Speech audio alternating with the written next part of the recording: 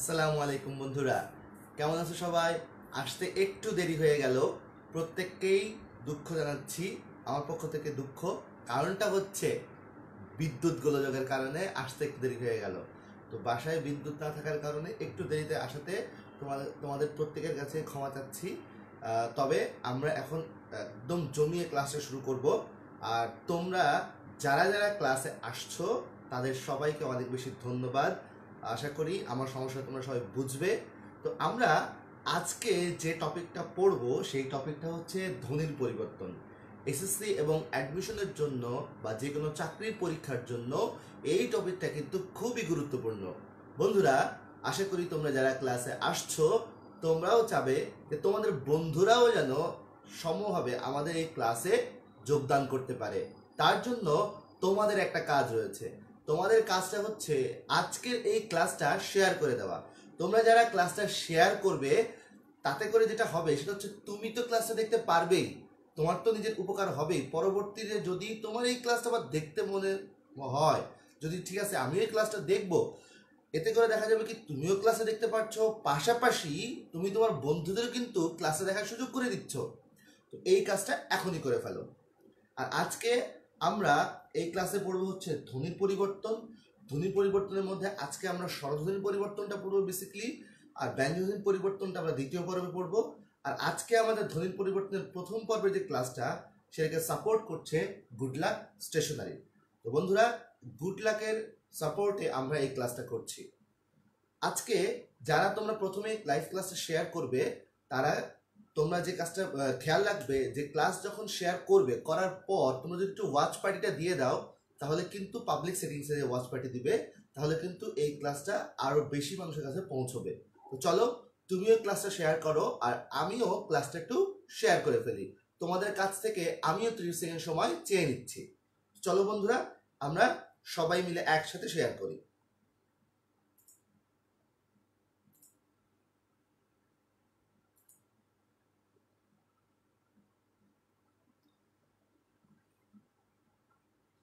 আর তোমাদেরকে আরেকটা কথা বলবো, সেটা হচ্ছে যে তোমরা কে কোথা থেকে ক্লাস করছো শেয়ার করার পাশাপাশি এটা একটু কমেন্ট আমাকে জানাও। তোমরা কে কোথা থেকে ক্লাস করছো এটা একটু সবাই একটু জানাবে প্লিজ। তাহলে আমাদের বুঝতে অনেক বেশি সহজ হয় যে এই ক্লাসটা বাংলাদেশের কোন কোন প্রান্ত থেকে ক্লাস করছে। অনেকে কিন্তু আমাদেরকে কমেন্ট করে জানিয়ে দেয় যে কে কোথা থেকে ক্লাস করছে। অনেকেই রাঙামাটি থেকেও ক্লাস করে, খাগড়াছড়ি, তারপর হচ্ছে ময়মনসিংহ, নীলফামারী, ব্রাহ্মণবাড়িয়া, কুমিল্লা, এরকম বিভিন্ন জায়গা থেকে কিন্তু আমাদের ক্লাসে অংশগ্রহণ করে। তুমি কোথা থেকে অংশগ্রহণ করছো সেটা জানাতে কিন্তু একদমই ভুলবে না। তো দেখি কারা কারা কমেন্ট করছো, কে কোথা থেকে ক্লাস করছো একটু দেখি। রেহান আজিম, ওকে তুমি চলে এসছো। হ্যাঁ, তুলি, আমি তুলির কথাই মনে করছিলাম একটু আগে যে রাঙামাটি থেকেও ক্লাস করে। তুলি অলরেডি কমেন্ট করে ফেলেছে। আহ, অনেকেই সালাম দিচ্ছে। রেহানা দিন প্রথমে সালাম দিয়েছো, ওয়ালাইকুম আসসালাম। তারপর তারপর হচ্ছে এশা, তুমিও সালাম দিচ্ছ। যারা সালাম দিচ্ছ, সালাম দিয়েছো আমাকে ফয়সাল আবিদ, তারপর পারভেজ, আরো অনেকেই সালাম দিয়েছো। প্রত্যেককে একবারে বলে দিচ্ছি ওয়ালাইকুম আসসালাম। তারপরে হ্যাঁ, পার্থ শাহ বলছো ভাইয়া ডান। ওকে, ডান, ধন্যবাদ তোমাকে। অ্যান্ড দেন এখানে আর কে কে আছো? আনোয়ার, তুমিও ক্লাস করছো ঢাকা থেকে। সানি, তুমিও ক্লাস করছো। তারপর হচ্ছে শামীম, তুমিও ক্লাস করছো। ওকে, আমাদের ক্লাসে কিন্তু অনেকে, হ্যাঁ প্লাবন তালুকদার তুমি চলে এসেছো। দেরি কেন? একটু প্রথমেই বললাম যে একটু বিদ্যুৎ গোলযোগের কারণে দেরি হচ্ছে, একটু কারেন্ট যাওয়ার অনেক সমস্যা হচ্ছে। তো ওকে, একজনের নাম এখানে এমনভাবে লেখা, একটু রোমান ভাষায় লেখা, আমি বুঝতে পারছি না, কিন্তু তুমি বলছো আমি বাসা থেকে ক্লাস করছি, ধন্যবাদ তোমাকে। খুলনা থেকে কণা, তিথি কণা, আচ্ছা ঠিক আছে। তারপর সাদিক, তুমিও ক্লাস করছো রংপুর থেকে। না না, তুমি রেগুলার ক্লাস করছো, দুঃখিত, তুমি রংপুর না। আচ্ছা, কাঁচা অঙ্কে ছেলেটি, কাঁচা অঙ্কে ছেলেটি, তোমার নাম কি কাঁচা অঙ্কে ছেলেটি? নিশ্চয়ই না। একটু খেয়াল রাখবে, এটা কাঁচা অঙ্কে ছেলেটি এই ধরনের ফেসবুকের নাম ব্যবহার করবে না, এটা নাম ব্যবহার করা কিন্তু উচিত নয়। ওকে, জয়পুরহাট থেকে তাহসিন মেহজাবিন। সানি হচ্ছে বরিশাল থেকে। নারায়ণগঞ্জ থেকে আদনান মাহিন। মাইশা ঢাকা থেকে। ওকে, মোহাম্মদ, তুমি ক্লাস করছো সিরাজ নীলফামারী থেকে। ওকে, নওগাঁ থেকে সাদিক। ওকে, মানে আমরা ইকবাল পঞ্চগড় থেকে, ওকে। তারপরে হচ্ছে যাত্রাবাড়ি থেকে হচ্ছে তানজু, জয়পুরহাট থেকে আরেকজন তুমি ক্লাস করছো, সিদ্দিকা, আয়েশা সিদ্দিকা, ওকে। ফারহানা তুমি ঢাকা থেকে ক্লাস করছো, চিটাগাং থেকে ইসলাম তুমি ক্লাস করছো, রাবেয়া ইসলাম, ওকে। রাকিব হাসান তুমি ক্লাসে জয়েন করেছো, ব্রাহ্মণবাড়িয়া থেকে পারভেজ, তুমি তো থাকোই, রাজবাড়ি থেকে রাকিব হাসান, ওকে। অনেকে ক্লাসে আসছে। এখন আমরা চলো ক্লাসটাতে শুরু করে দিব। আর তোমরা যারা নতুন করে ক্লাসে আসছো সবাইকে একটু বলবো যে ক্লাসে যেহেতু আসতে একটু দেরি হয়ে গিয়েছে, সবাইকে তোমরা জানিয়ে দাও, তাহলে এরপরে এই ক্লাসটা আমরা সবাই মিলে একসাথে করতে পারবো। তো চলো বন্ধুরা, আমরা এখন ক্লাসটা শুরু করব। ক্লাসের শুরুতেই খেয়াল করে দেখো, আমি এখানে একটা কথা লিখেছি। কথাটা হচ্ছে ধ্বনির পরিবর্তনে কোনো অর্থের পরিবর্তন হয় না। আমরা আসলে এই কথাটার মাধ্যমে জিনিসটা বুঝতে পারবো ধ্বনির পরিবর্তন কি। অনেকের কাছে একটা প্রশ্ন থাকে যে ভাইয়া ধ্বনির পরিবর্তনটা আসলে কি। ধ্বনির পরিবর্তন যে প্রবলেমটা করে সেটা হচ্ছে যে, ধরো আমি লিখলাম স্কুল। আমার দাদি একটা কথা বলতো, সে কখনোই স্কুল বলতে পারতো না। তার কারণটা হচ্ছে সে কি বলতো জানো? সেই স্কুলকে বলতো হচ্ছে স্কুল। হ্যাঁ বন্ধুরা, শুনতে একটু অন্যরকম মনে হলেও সে এই স্কুলকে বলতে হচ্ছে স্কুল। তাহলে আমি একটু লিখি স্কুল। খেয়াল করে দেখো, এই যে পরিবর্তনটা, এই পরিবর্তনটা কিসের জন্য? এই পরিবর্তনটা হচ্ছে আঞ্চলিকতার জন্য। আশা করি তোমরা অনেকেই আমার সাথে একমত হবে যে আঞ্চলিকতার কারণে কিন্তু অনেক জায়গায় কিন্তু এই স্কুলকে স্কুল বলা হয়ে থাকে। এখন দেখো, এই যে স্কুলকে স্কুল বলা হচ্ছে, এই যে পরিবর্তনটা, এই পরিবর্তনটাকেই বলা হচ্ছে ধ্বনির পরিবর্তন। কথা বোঝা গেল? তো এই পরিবর্তনটার মধ্যে খেয়াল করে দেখবা কোনো অর্থের পরিবর্তন হয়নি।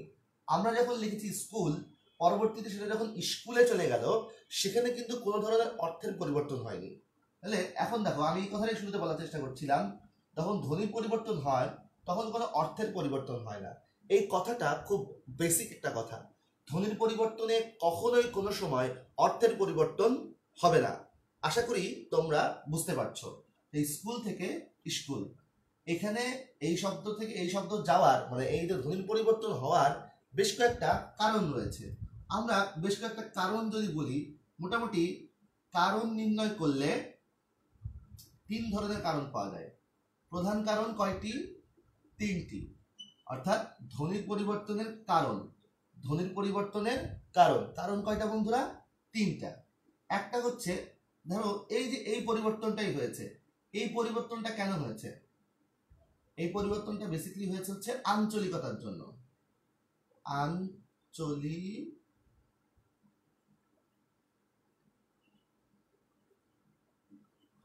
আঞ্চলিকতার জন্য। তারপর আমরা কিন্তু অনেক সময় সহজ উচ্চারণ করতে চাই। সহজ উচ্চারণ করতে গিয়েও কিন্তু কি হয়, আমাদের এই পরিবর্তনটা হয়। সহজ উচ্চারণের জন্য। এছাড়া আমাদের আরেকটা কারণে পরিবর্তন হয়, সেটা হচ্ছে দ্রুত উচ্চারণের জন্য।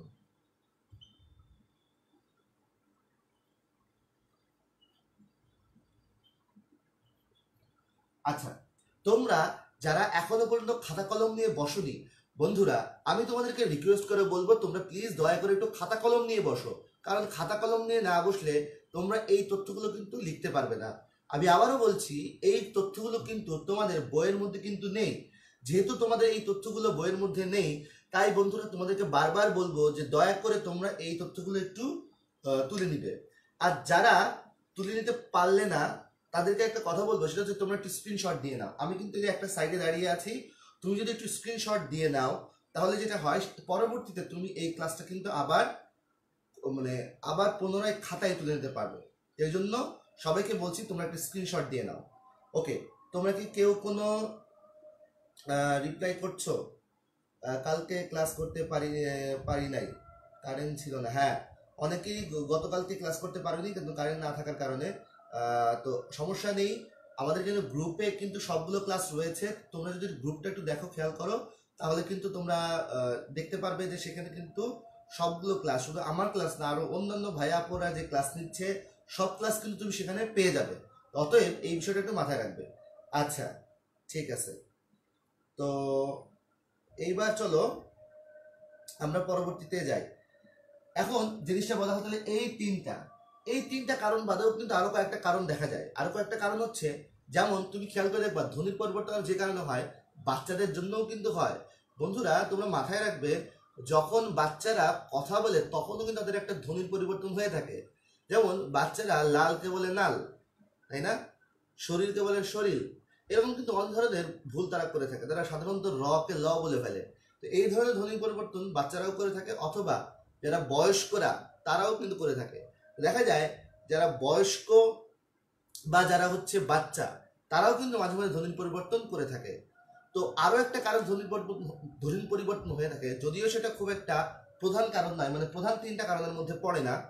সেই কারণটা হচ্ছে যারা ফরেনার থাকে, যারা বিদেশি থাকে, তাদেরও কিন্তু তোমাদের একটা পরিবর্তন হয়ে থাকে, মানে ধ্বনির পরিবর্তন হয়ে থাকে। তুমি খেয়াল করে দেখবে আমরা যারা বাঙালিরা যখন কথা বলি, তো বাঙালিরা কথা বলার সময় যেরকমটা যে অ্যাকসেন্টে কথা বলি, বিদেশিদের কিন্তু ওইরকম উচ্চারণ হয় না। বিদেশের ক্ষেত্রে কিন্তু উচ্চারণটা একটু চেঞ্জ হয়ে যায়।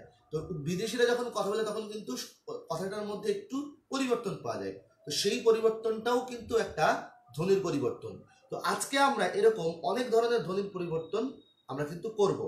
হ্যাঁ, রাকিব হাসান তোমাকে ধন্যবাদ। গতকালকের লাইভ ক্লাসের লিঙ্ক তুমি দিয়ে দিচ্ছ, শেয়ার করছো, তোমাকে ধন্যবাদ। সাদিক কালকের ক্লাস অংশ করতে না পারলেও শেয়ার করে রেখেছি, ওকে, ধন্যবাদ তোমাকে। আচ্ছা, ফরহাদ খান ক্লাসে জয়েন করেছেন, ধন্যবাদ।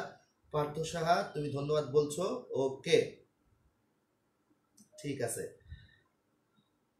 তো এখন আমরা ক্লাসে পরবর্তী আস্তে আস্তে এদিকে চলে যাই। সেটা হচ্ছে যে আমাদের ধ্বনির পরিবর্তন হয় হচ্ছে দুই ধরনের ধ্বনির পরিবর্তন হয়। ধ্বনির পরিবর্তনের ধরন আমি এই পাশে আমি লিখছি ধরন। ধরন কয়টি? দুইটি ধরনের মধ্যে একটা হচ্ছে স্বরধ্বনি, আর একটা হচ্ছে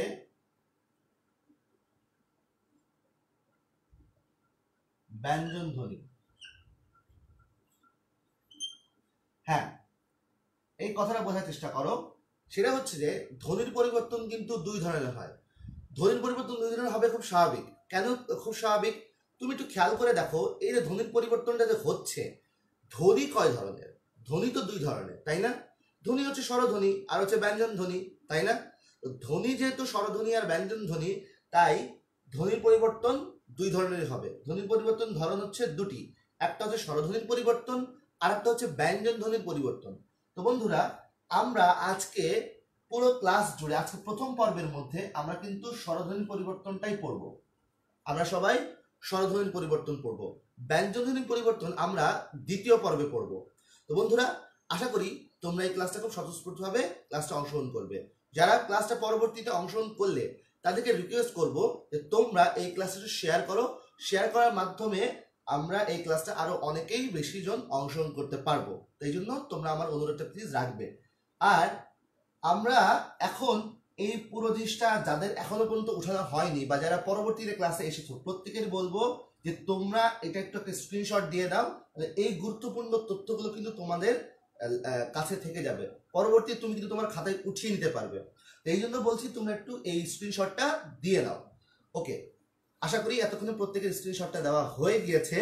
আমরা এখন পরবর্তী যে পার্টটাতে, ক্লাসের পার্টটাতে আমরা চলে যাব। আমরা আজকে শুরুতেই বলছিলাম যে আমরা স্বরধ্বনির পরিবর্তন করব। স্বরধ্বনির পরিবর্তনের মধ্যে আমরা শুরুতেই যে জায়গাটা যে জিনিসটা পড়বো সেটা হচ্ছে যে স্বরাগম। কি পড়বো বন্ধুরা? স্বরাগম।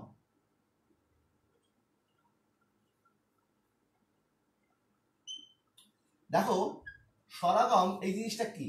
স্বরাগম জিনিসটা হচ্ছে, আমি যদি নিচে একটু এটা মুছে ফেলি তাহলে মানে খুব ভালো হয়। স্বরাগম, স্বরাগম মানে স্বর কথাটার মানে হচ্ছে স্বরধ্বনি, আর আগম মানে হচ্ছে আগমন। এখন তুমি খেয়াল করে দেখো, স্বরধ্বনি আর আগমন, স্বরাগম বলতে কি বোঝাচ্ছে? স্বরধ্বনির আগমন বোঝাচ্ছে। আচ্ছা, তো এখন এই স্বরধ্বনির আগমন আবার কয় প্রকার? স্বরধ্বনির আগমন আবার হচ্ছে তিন প্রকার।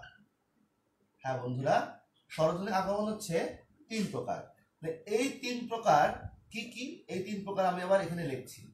একটা হচ্ছে আদি স্বরাগম, 2 নম্বরটা হচ্ছে মধ্য স্বরাগম, 3 নম্বরটা হচ্ছে অন্ত স্বরাগম।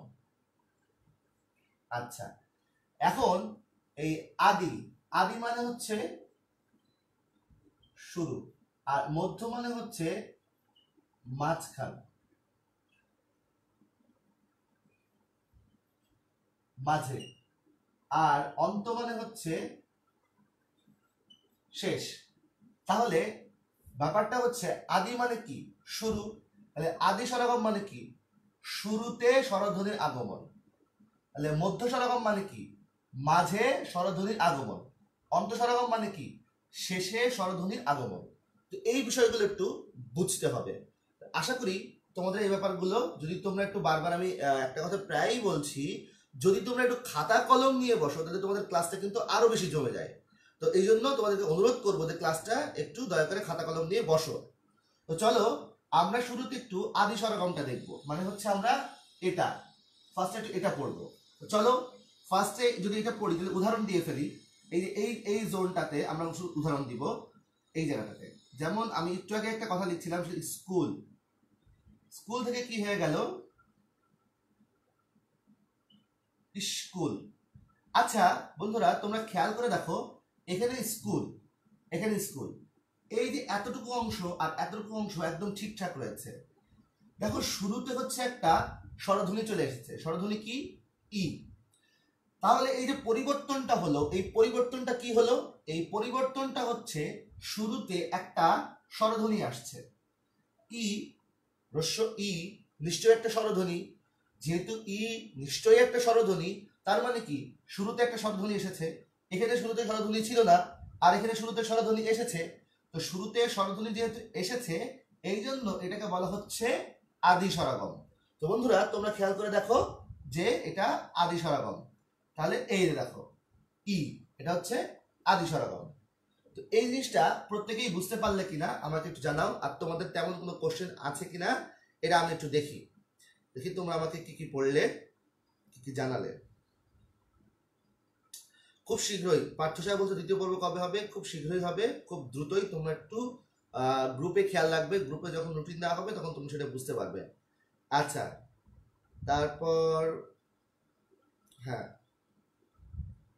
ওকে রেহান আজিম তুমি জানিয়েছো যে বড় ফ্যান, ওকে ধন্যবাদ। আচ্ছা, নারায়ণগঞ্জ থেকে ক্লাস করছো মিনহাজউদ্দিন, ওকে। তারপর সাদিয়া জয়নব তুমিও ক্লাস করছো, ওকে।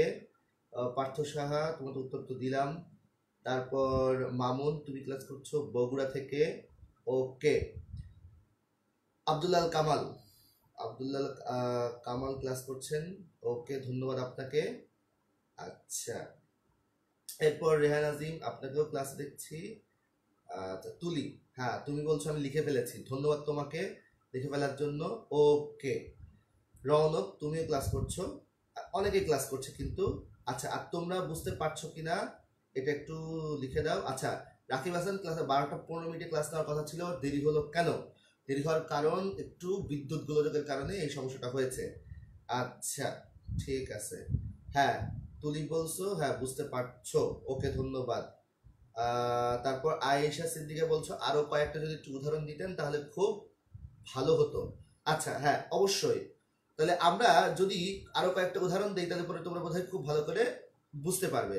যেমন তোমাদের বইয়ের মধ্যে দেওয়া একটা উদাহরণ রয়েছে, সেটা হচ্ছে স্টেশন থেকে স্টেশন। দেখো তোমাদের যদি আরেকটা উদাহরণে যাই, যেমন হচ্ছে স্টেশন থেকে স্টেশন।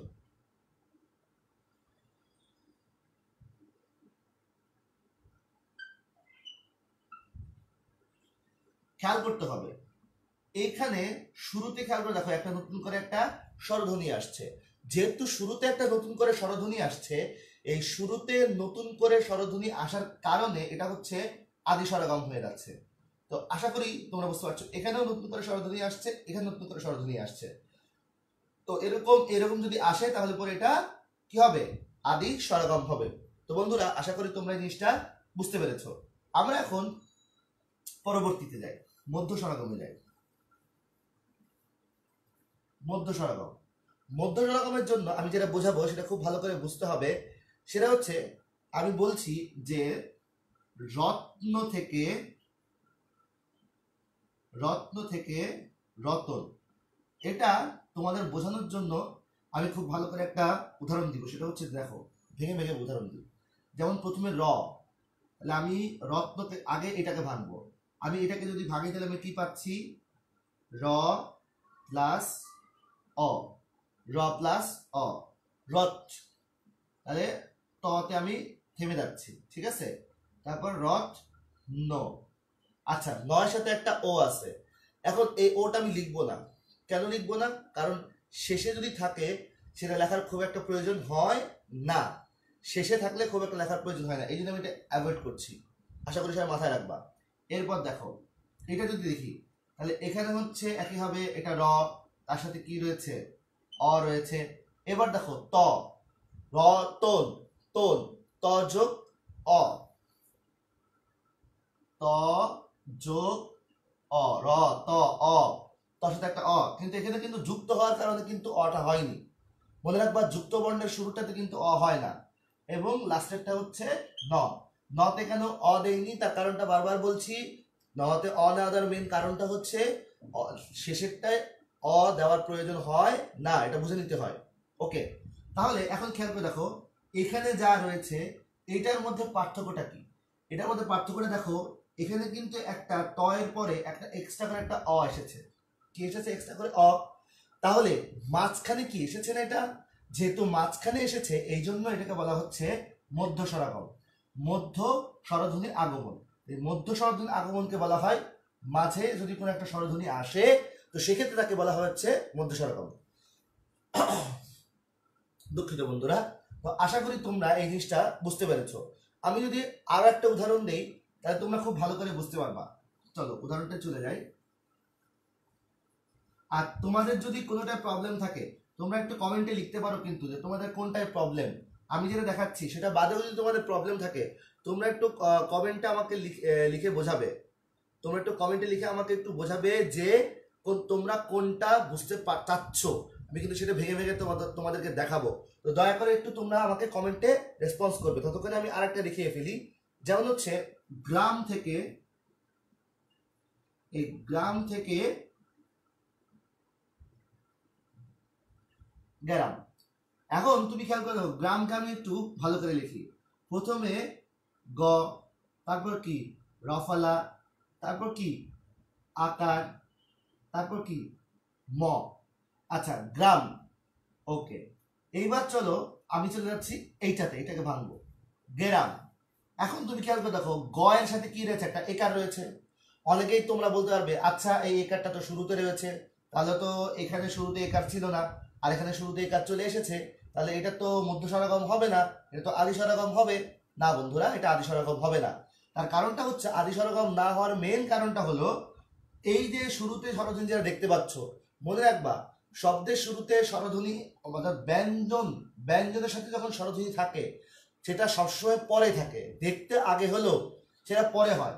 যেমন তুমি এটা কখনোই এরকম উচ্চারণ কি করো, এ গ্রাম নাকি গেরাম করো? যদি শুরুতে স্বরধ্বনি থাকে তাহলে তুমি তো এটাকে বলবা হচ্ছে এ গ্রাম, তুমি এরকম বলছো না। তারপর আবার দেখো, তুমি যদি বানান করো তাহলে কিন্তু তুমি এভাবে বলবা, গয় একার, আগে গ পরে একার, গয় একার। তো বানানের ক্ষেত্রে কিন্তু পরে একার বলছো, আগে গ বলছো। তো ওই জন্য এই জিনিসটা একটু মাথায় রাখতে হবে। তাহলে আমি এখানে ফার্স্ট আগে গ দিব, তারপরে হচ্ছে আমি গয় একার, যেটা বললাম গয় একার, তাহলে আমি এই একার দিব। এরপর এখানে র রয়েছে, তো প্লাস র বসাবো। এখন তুমি অনেকেই বলতে পারো, আচ্ছা ভাইয়া এখানে তো হচ্ছে রফলা ছিল, বাট আপনি এখানে র দিলেন। আচ্ছা, র আর রফলা এটা কিন্তু মোটামুটি সেম, একই বোঝাবে, এই জন্য এদের কোনো সমস্যা হবে না। আমি আবারও বলছি, র আর রফলা এরা সেম, একই বোঝাবে, এই জন্য এর কোনো প্রবলেম না, আশা করি। আচ্ছা, এর পরবর্তীতে লাস্টে এখন কি বোঝাচ্ছে? এই দেখো লাস্টে হচ্ছে ম রয়েছে, এই ম বসিয়ে দিলাম। তাহলে আমরা দেখতে পাচ্ছি যে এই যে দেখো মাঝখানে একটা একার, এই একারটা কিন্তু এখানে ছিল না।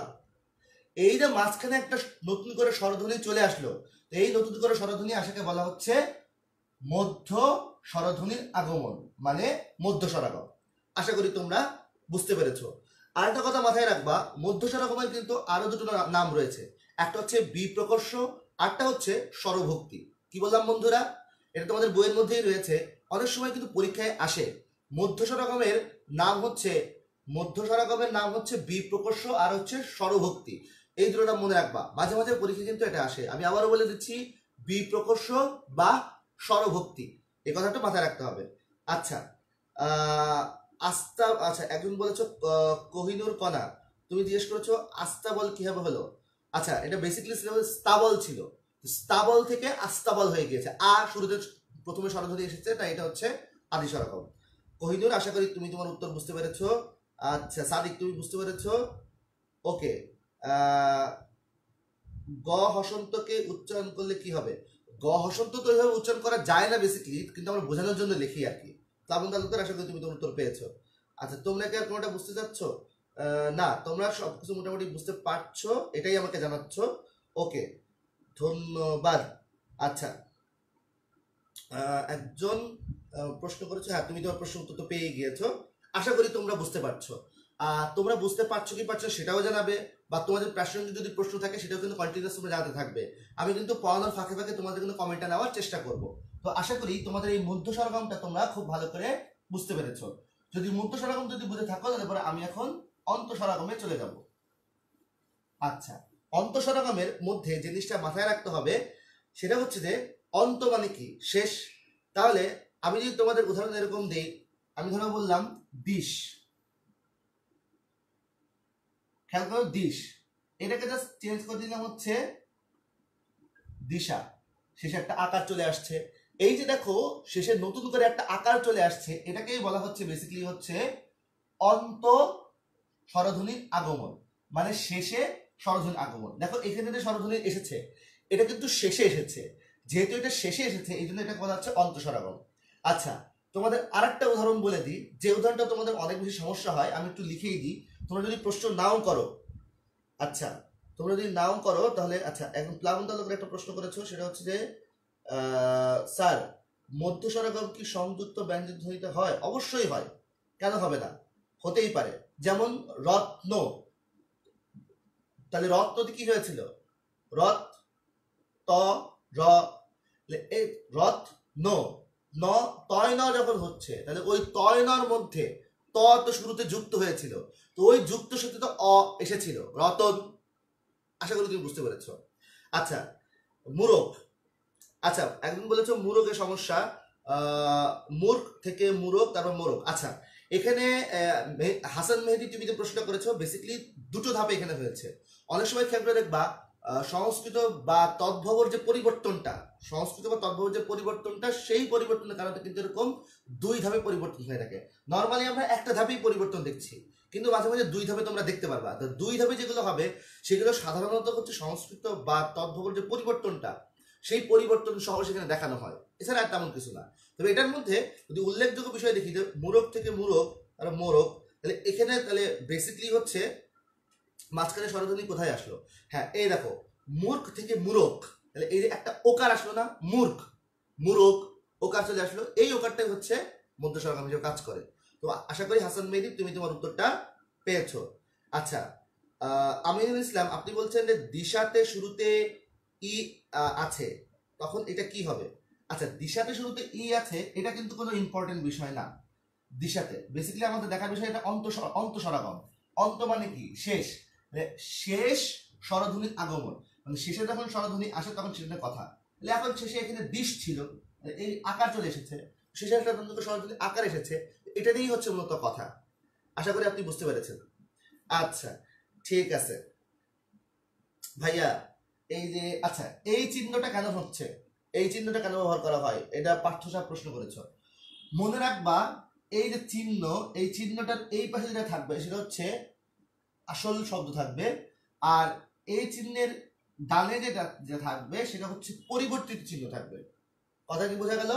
এই চিহ্নের শুরুতে যেটা থাকবে সেটা হচ্ছে আসল শব্দ থাকবে, আর এই চিহ্নের ডানে যেটা থাকবে, বামে হচ্ছে আসল শব্দ আর ডানে হচ্ছে বেসিক্যালি হচ্ছে পরিবর্তিত শব্দ।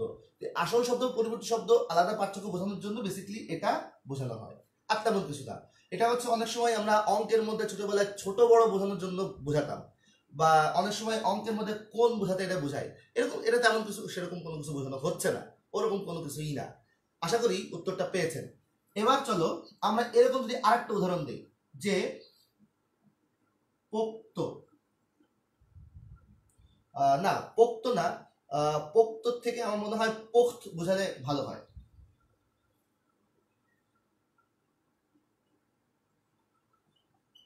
পোক্ত, এই পোক্তটাকে আমরা এখন কিন্তু উচ্চারণ করি পোক্ত। খেয়াল করে দেখো,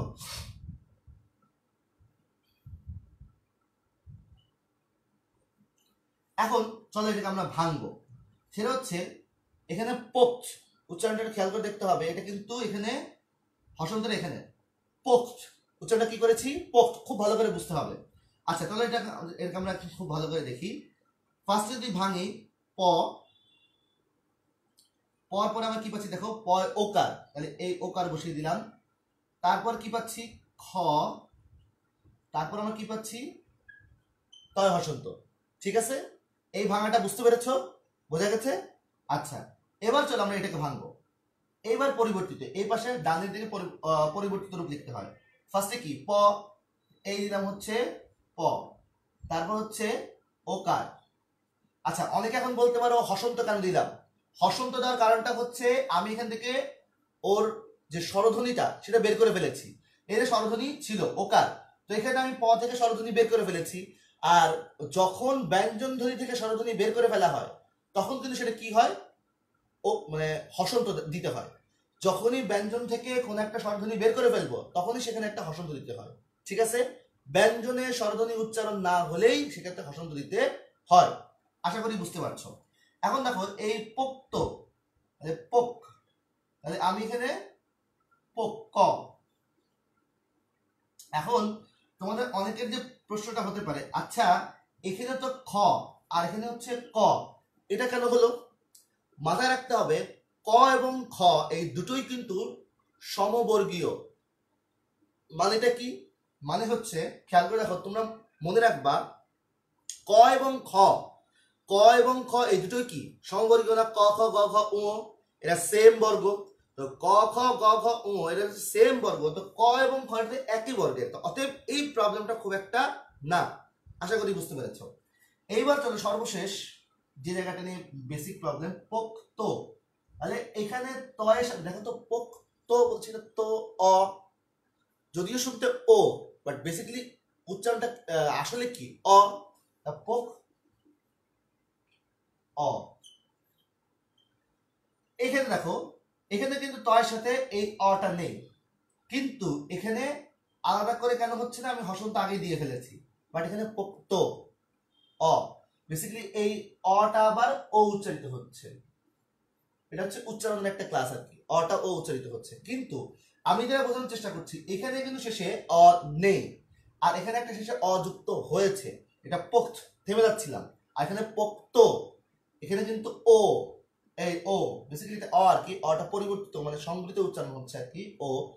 তো এই যে দেখো লাস্টে একটা অ আসছে, এই অটার কারণে বেসিক্যালি বলা হচ্ছে কি, এটা এটা হচ্ছে অন্ত স্বরাগম, মানে অন্ত স্বরধ্বনির আগমন।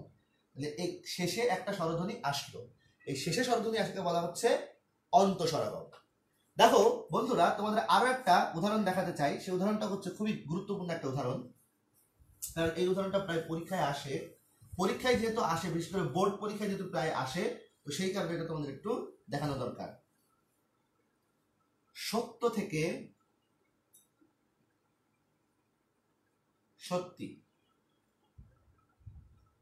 সত্য থেকে সত্যি, আমরা মাঝে মাঝে বলি না, অনেকে সত্য বলি, অনেকে কিন্তু আবার সত্যি বলি, তাই না? সত্যি এরকম বলে থাকি। এখন দেখো এই যে সত্য থেকে সত্যি, তাহলে এখন এই সত্য আর সত্যি, তাহলে এখন শেষে কি রয়েছে, একটা ইকার রয়েছে। তুমি অনেকেই বলতে পারো আচ্ছা এই ইকার তো মাঝখানে রয়েছে। না বন্ধু, তোমাকে মাথায় রাখতে হবে যে এই ইকারটা মনে রাখবা ব্যঞ্জনের পরে সব সময় কি হয়, স্বরধ্বনি হয়। আমি বারবার বলছি ব্যঞ্জনের পরে স্বরধ্বনি হয়, তুমি একটু খাতায় লিখে রাখো, ব্যঞ্জনের পরে স্বরধ্বনি হয়। তো এই যে ব্যঞ্জনের পরে যে স্বরধ্বনি হয় এটা তো মাথায় রাখতে হবে। তারপরে এখানে যে ইকার রয়েছে, এখানে যে ইকার রয়েছে এই ইকারটা পরে হবে সত্যি ই, এখানে মাঝখানে না, মাঝখানে তো সৈত্য হতো, এই জন্য সত্যি হবে। আচ্ছা ঠিক আছে, অনেকে কি বলছো, ফারজানা আক্তার তুমি বলছো স্যার আপনি একটু আগে বললেন সেটা অ দেওয়া লাগবে না, এইটার ক্ষেত্রে কেন দিতে গেলেন? আচ্ছা প্লাবন, তোমার একই প্রশ্ন। আচ্ছা এখন ব্যাপারটা হচ্ছে আমি বলেছি যেখানে প্রয়োজন হয় না, যেমন একটু আগে আমি একটা উদাহরণ দেখাচ্ছিলাম গেরাম, তো গেরামের ক্ষেত্রে গ্রাম পাশাপাশি আমি আরেকটা দেখিয়েছিলাম সেটা হচ্ছে রতন ন, তো ওখানে হচ্ছে দেখো রতন ওখানে কি অ ব্যবহার হয়েছিল, দেখো তো রতন অ না, বা রত্ন ওখানের ক্ষেত্রে অটা নিয়ে কন্ট্রাডিকশন হচ্ছিল না, খুব একটা ঝামেলা হচ্ছিল না প্রয়োজনে। যেমন আমরা অনেক সময় তোমাকে একটু একটা উদাহরণ দিয়েই বলি, যেমন বাদশা। এখন দেখো বাদশা যদি আমরা বলি সব জায়গায় কি বাদশা লিখতে গিয়ে আমরা একটা হসন্ত দেই বাদশাহ, অনেক সময় দেই অনেক সময় দেই না। কেন দেই না? কারণ আমাদের সাধারণত ভুল হয় না। আবার অনেকে আবার কি করে জানো, বাদশাহ এত সুন্দর উচ্চারণ করেও না, বাদশা করে। তো এই জন্য ওইখানে ব্যাপারটা খুব একটা গুরুত্বপূর্ণ হয় না। এখন যেখানে আমার ভুল হওয়ার চান্স একবারই নেই, সেখানে আমি ধরো এখন যদি লিখি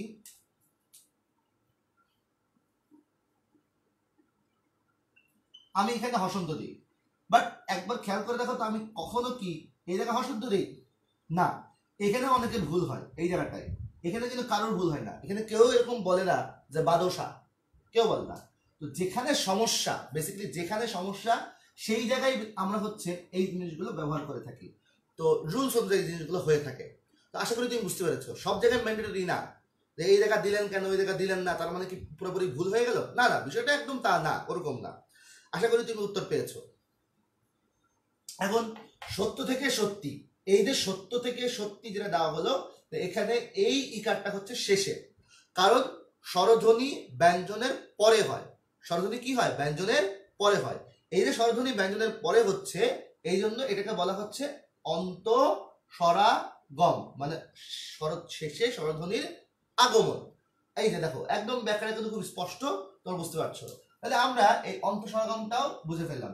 এই সত্য থেকে সত্যি এটা কিন্তু বহুবার পরীক্ষায় আসে, তোমরা খুব বারবার বলছি এটা খুব ইম্পর্টেন্ট, এটা খুবই ইম্পর্টেন্ট, খুব ভালো করে মাথায় রাখবা, এটা অনেকবার প্রশ্ন আসে। আচ্ছা আমিনুল ইসলাম বলছো মুক্তা কি হবে? আচ্ছা দেখো মুক্তা থেকে মুকুতা, আমি এটা আবার একটু তাহলে তোমাদের একটু দেখাই। মুক্তা,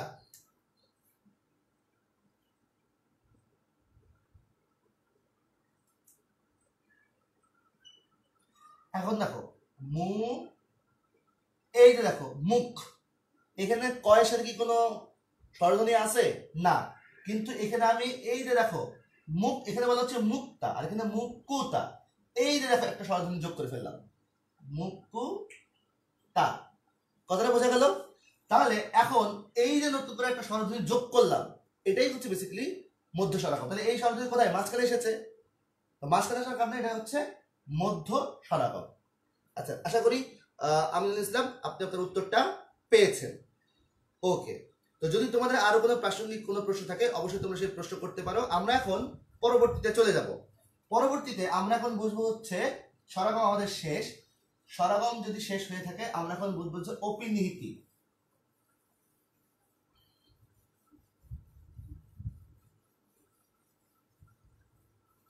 আচ্ছা ওপি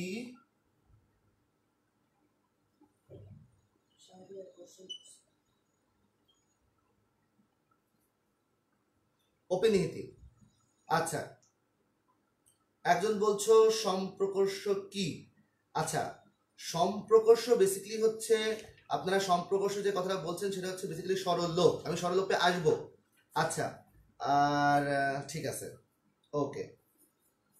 হ্যাঁ আমিনুল ইসলাম, না আপনার একটু ভুল হচ্ছে, আমিনুল ইসলাম আপনি ময়ের পরে রস্যকার দিচ্ছেন, বেসিক্যালি কয়ের পরে হবে রস্যকার, কয়ের পরে। আপনার কমেন্টের মধ্যে একটা ভুল রয়েছে, আশা করি ঠিক করে দেন। সাদিক সম্প্রকর্ষণে আসছি, সম্প্রকর্ষণে আসছি। আচ্ছা ঠিক আছে, তো বেসিক্যালি ময়ের পরে ক হবে, কয়ের পরে রস্যকার হবে। ওকে ঠিক আছে, তাহলে সাদিয়া জানা বলছে ফোকাস প্রবলেম। আচ্ছা, ফোকাস প্রবলেমটা অটোমেটিক ঠিক হয়ে যাবে, একটু খেয়াল রাখেন। আচ্ছা, অপিনীতি। অপিনীতি আমি যে কথা বলবো সেটা হচ্ছে, আমি যদি ধরো এরকম বলি, উদাহরণটা যদি কয়েকটা উদাহরণ দেই, তাহলে উদাহরণটা এরকম হবে, আজি বা হচ্ছে সাধু। এখন দেখো এই আজিটা এখন কি হয়ে গেল, আজি, আজিটা এখন হয়ে গেল হচ্ছে আইজ। আবার সাধুটা হয়ে গেল সাউথ। খেয়াল রাখতে হবে, আজি হয়ে গেল আইজ। এই যে দেখো এই ইকার কি শেষে না, এই ইকারটা রস্যিকারটা বর্গীয় জ রস্যিকার, বানান করলে কি দাঁড়ায় বর্গীয় জ রস্যিকার, রস্যিকারের পরে ইকার। এখন দেখো এই যে রস্যিকার মানে বর্গীয় জর পরে রস্যিকার, তার মানে শেষে। আবার দেখো এই যে উকারটা, এটাও কি শেষে। এখন দেখো এই যে শেষের ইকার এবং উকার, এটা মাঝখানে চলে এসেছে। দেখো শেষের ইকার, ইকারটা পরে ছিল, এই পরে থাকা ইকারটা মাঝখানে চলে এসেছে না, চলে এসেছে। তো মাথায় রাখতে হবে যে পরের ইকার বা উকার যদি মাঝখানে চলে আসে, পরে ইকার বা এইটা তো শেষের পরে ছিল তাই না, এখানে ছিল, এটা যখন মাঝখানে চলে আসলো, এটা যখন মাঝখানে চলে আসলো, তখন সেটা হয়ে গেল অপিনিহিতি। মানে সংজ্ঞাটা হচ্ছে এরকম, পরের ইকার বা উকার যখন আগে চলে আসবে তখন সেটাকে বলা হবে হচ্ছে অপিনিহিতি। বোঝা গেল বন্ধুরা? আচ্ছা, হ্যাঁ রেহানাদিন তুমি একটা প্রশ্ন করেছো, হ্যাঁ উত্তর ঠিক, একদম ঠিক আছে। আচ্ছা, তো অনেকে বলছে সত্য থেকে সত্য, হ্যাঁ সত্য থেকে সত্য, এরকম আমি আসছি সেটাই। রেহানাদিন তুমি প্রশ্ন সত্য থেকে সত্য কি হবে, আমি আসছি, একটু সময় দেওয়া লাগবে। আচ্ছা, তাহলে এখন কি বলছি, এই যে ইকার এবং উকার, এই ইকার এবং উকার যখন মাঝখানে চলে আসে, শুধু ইকার উকার, স্বরধ্বনির মধ্যে কিন্তু আর অন্যগুলা না। অন্যগুলা কি কি, আকার আছে, তারপর হচ্ছে দীর্ঘিকার আছে, দীর্ঘকার আছে, রেকার আছে, এগুলা না। বেসিক্যালি হচ্ছে শুধুমাত্র পার্টিকুলার ই এবং উ, ই এবং উ, ই এবং উ যখন মাঝখানে চলে আসে তখন সেটাকে বলা হয় হচ্ছে অপিনীতি। ই এবং উ এর ক্ষেত্রেই হয়, আর অন্য বেলায় কিন্তু হয় না। আশা করি তোমরা বুঝতে পারছো। আমি আবারও বলছি, শেষের ই এবং উ যখন মাঝখানে চলে আসে তখন সেটাকে কি বলা হয়, অপিনীতি বলা হয়। পরের ইকার উকার যখন আগে চলে আসবে তখন কি বলা হয়, অপিনীতি বলা হয়। তবে প্রবলেম এখানে না, প্রবলেমটা কোথায় জানো, এই যে একটু আগে রেহান আজিম যে প্রশ্নটা করেছে, সত্য থেকে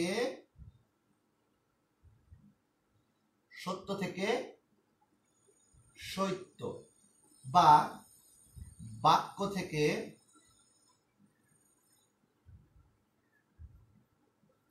বাক্য, বা পক্ষ থেকে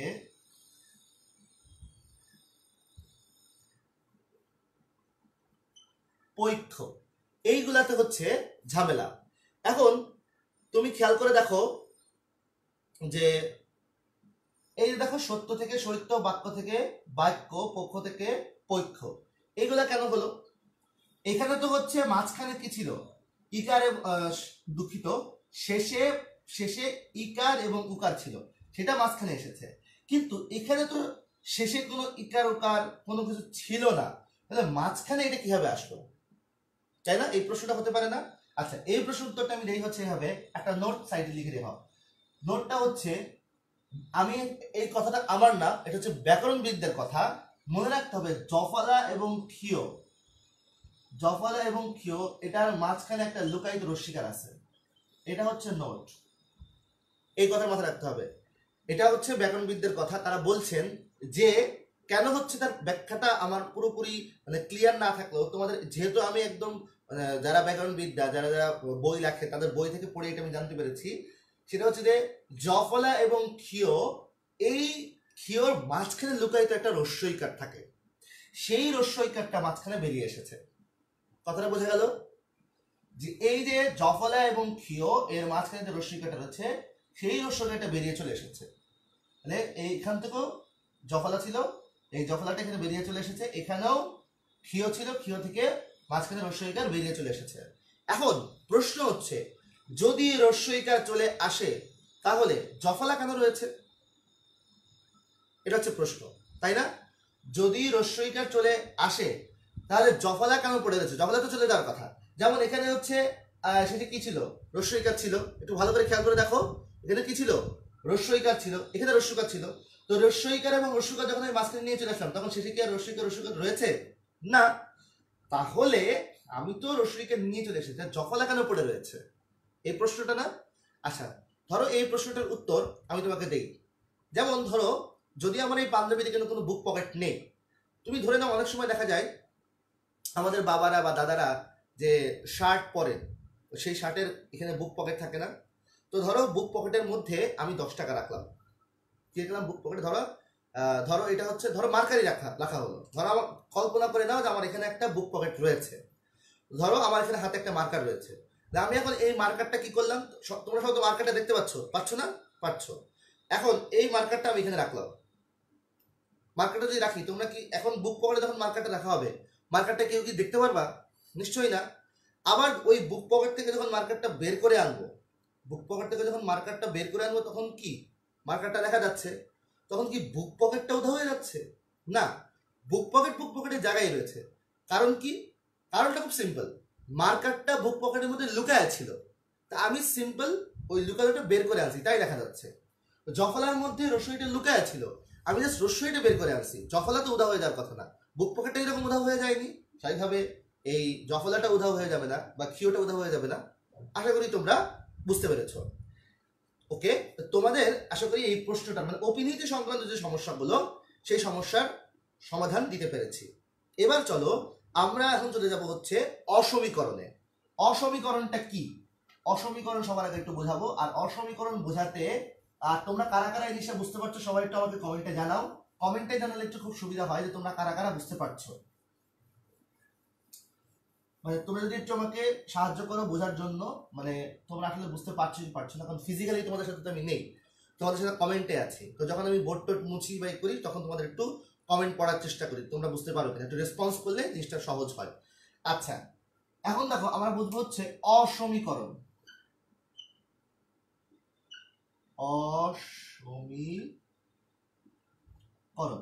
অসমীকরণ কি বোঝাচ্ছি, তবে তার আগে আমি দুটো উদাহরণ লিখে দিই। দুটো উদাহরণ লিখে তারপর তোমাদের এই বোঝানোতে যাব। যেমন ধরো আমি যদি বলি যে x = 2, আবার y = 2, ঠিক আছে? x = 2 যদি হয় আর y = যদি 2 হয়, তাহলে একটু বলো তো x + y = কি হবে? 4 হবে। কিন্তু আমি 4 না লিখে আমি এখানে লিখলাম হচ্ছে 5। এখন তুমি খেয়াল করে দেখো, এখানে তো এটা 2, এটার মান 2, এটার মান 2, এটা কেন শুধু শুধু 5 হতে যাবে? বাড়তি কেন 1 থাকবে? এই যে বাড়তি 1, তার মানে কি এখানে তো 4 আর এখানে কত 5, বোথ সাইড কি সমান? না, বোথ সাইড সমান না, তাহলে এটা হচ্ছে অসমান। এটাকেই বলা হচ্ছে বেসিক্যালি হচ্ছে অসমীকরণ, সমান না। অসমীকরণ সমান না। তাহলে এখন দেখো এইটার বেসিসে এখন একটা জিনিস বোঝায়। যেমন ধরো তোমাদেরকে যে উদাহরণটা দিয়ে বোঝাবো সেটা হচ্ছে ধপ প্লাস ধপ ইকুয়াল টু ধপাধপ। ধপাধপ। আবার যদি বলি টপ যোগ টপ, পরিবর্তনটা হয় হচ্ছে টপা টপ। এখন দেখো এই যে এই জিনিসটা বোঝাচ্ছি, এক্ষেত্রে কি হচ্ছে? এখানে রয়েছে 2 2 4 আর এখানে হয়ে গেল কি 5, অসমান হয়ে গেল না? এখানে রয়েছে ধপ, এখানে রয়েছে ধপ, মাঝখানে একটা আকার অতিরিক্ত চলে আসছে। এখানে রয়েছে টপ, এখানে রয়েছে টপ, মাঝখানে একটা আকার অতিরিক্ত চলে আসছে। এই সাইড কি সমান হলো না? একটু বেশি হয়ে গেল। এই যে একটু বেশি হয়ে যাচ্ছে, এই জন্য এটাকে বলা হচ্ছে অসমীকরণ। কিন্তু কথাটা এখানেই শেষ না, প্রবলেমটা এখানেই শেষ না। আমি তো এটাকে মধ্য সরকম বলতে পারি, কি বন্ধুরা বলতে পারি না? কারণ মাঝখানে তো একটা স্বরধ্বনি এসেছে। অসমীকরণ এটা আমি মানছি, সেটা ঠিক আছে, কিন্তু মাঝখানে কি এসেছে? একটা স্বরধ্বনি এসেছে না? আকার, এটা একটা স্বরধ্বনি তো এসেছে। যদি স্বরধ্বনি এসে থাকে তাহলে ব্যাপারটা হচ্ছে যে স্বরধ্বনি আসলে কেন এটা মধ্য সরকম হলো না, এটা হচ্ছে আমার প্রশ্ন। এই প্রশ্নের উত্তরে যদি আমি বলবো, দেখো মধ্যস্বরগম ব্যাপারটা কিরকম হয়। মধ্যস্বরগম মাঝখানে একটা স্বরধ্বনি আসে, এখানেও স্বরধ্বনি এসেছে, তবে এটার ক্ষেত্রে একটু ব্যতিক্রম রয়েছে। কি ব্যতিক্রম? ধপ এবং ধপ একই জাতীয় ধ্বনি, টপ এবং টপ, টপটাও যে ধ্বনি, এই টপটাও একই ধ্বনি, সমজাতীয় ধ্বনি। এটাকে কি বলা হচ্ছে? সমজাতীয় ধ্বনি। তাহলে সমজাতীয় ধ্বনি কি হচ্ছে? পুনরাবৃত্তি হচ্ছে। পুনরাবৃত্তি মানে কি? পুনরায় বলা হচ্ছে, পুনরায় উচ্চারণ হচ্ছে, তাই না? তো এই যে দেখো, সমজাতীয় ধ্বনি যে পুনরায় আবৃত্তি হচ্ছে, পুনরায় বলা হচ্ছে, সমজাতীয় ধ্বনি পুনরায় আবৃত্তি দূরকরণের জন্য একটা আকার আসছে, তাই না? যখন মাঝখানে একটা আকার দিয়ে দিচ্ছি, তখন সমজাতীয় ধ্বনি কি একটু পাল্টে যাচ্ছে না? এটা হয়ে যাচ্ছে টপা, আর এটা হচ্ছে টপ। একই রকম হলো, সমজাতীয় কি থাকলো? আর না, সমজাতীয় থাকলো না। এই সমজাতীয় ধ্বনির পুনরাবৃত্তি দূরকরণের জন্য যে স্বরধ্বনি আসে তাকে বলা হয় অসমীকরণ। এই কথাটা মাথায় রাখতে হবে।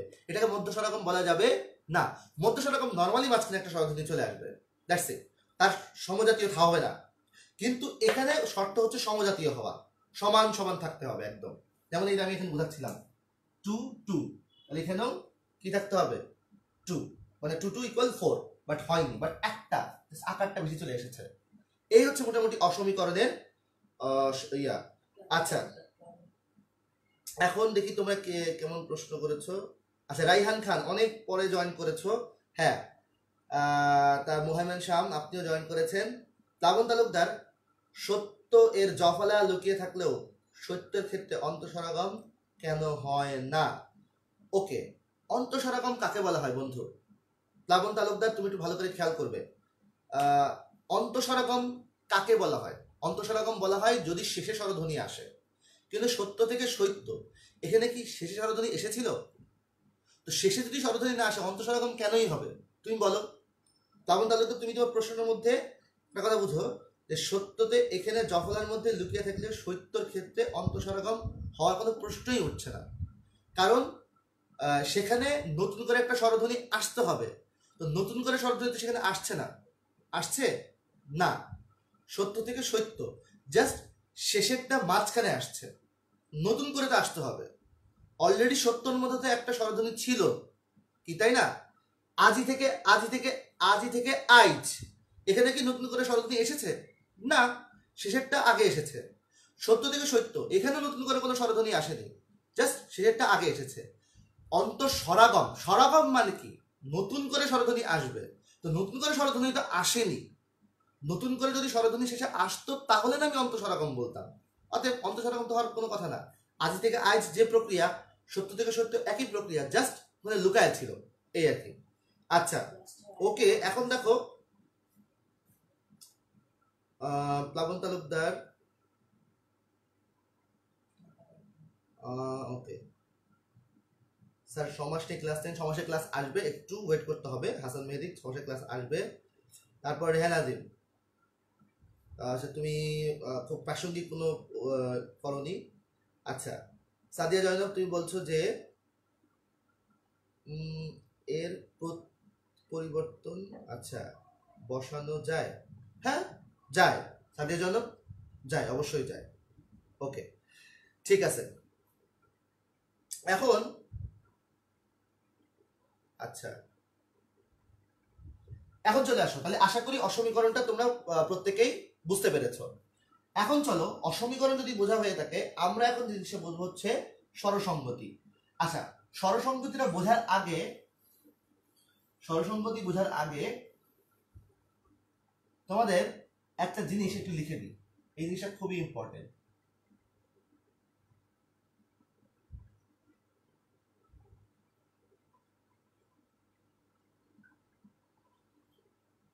উই, এ, ও, অ, আ, এটা এটা আমাদের এখন একদম ত্রুপের তাস মতো কাজ করবে। দাগ টাক না দেখে এখানে অনেকগুলো দাগ দিব। আচ্ছা, এই জিনিসটা সবাই একটু উঠিয়ে ফেলো, সবাই একটু জিনিসটা উঠিয়ে ফেলো, ততক্ষণে আমি একটু স্বরসঙ্গতি লিখে ফেলি। এটা এখন খুব দরকার। আর এটা কেন লিখেছি আমি বুঝিয়ে বলছি, তার জন্য একটু সময় দিতে হবে। আমরা এখন বুঝবো হচ্ছে স্বরসঙ্গতি।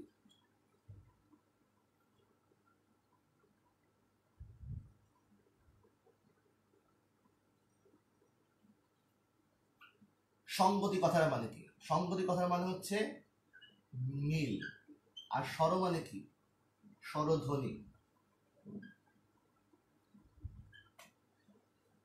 তাহলে পরে আমি স্বরসঙ্গতি মানে বুঝতে পারছি স্বরধ্বনির মিল।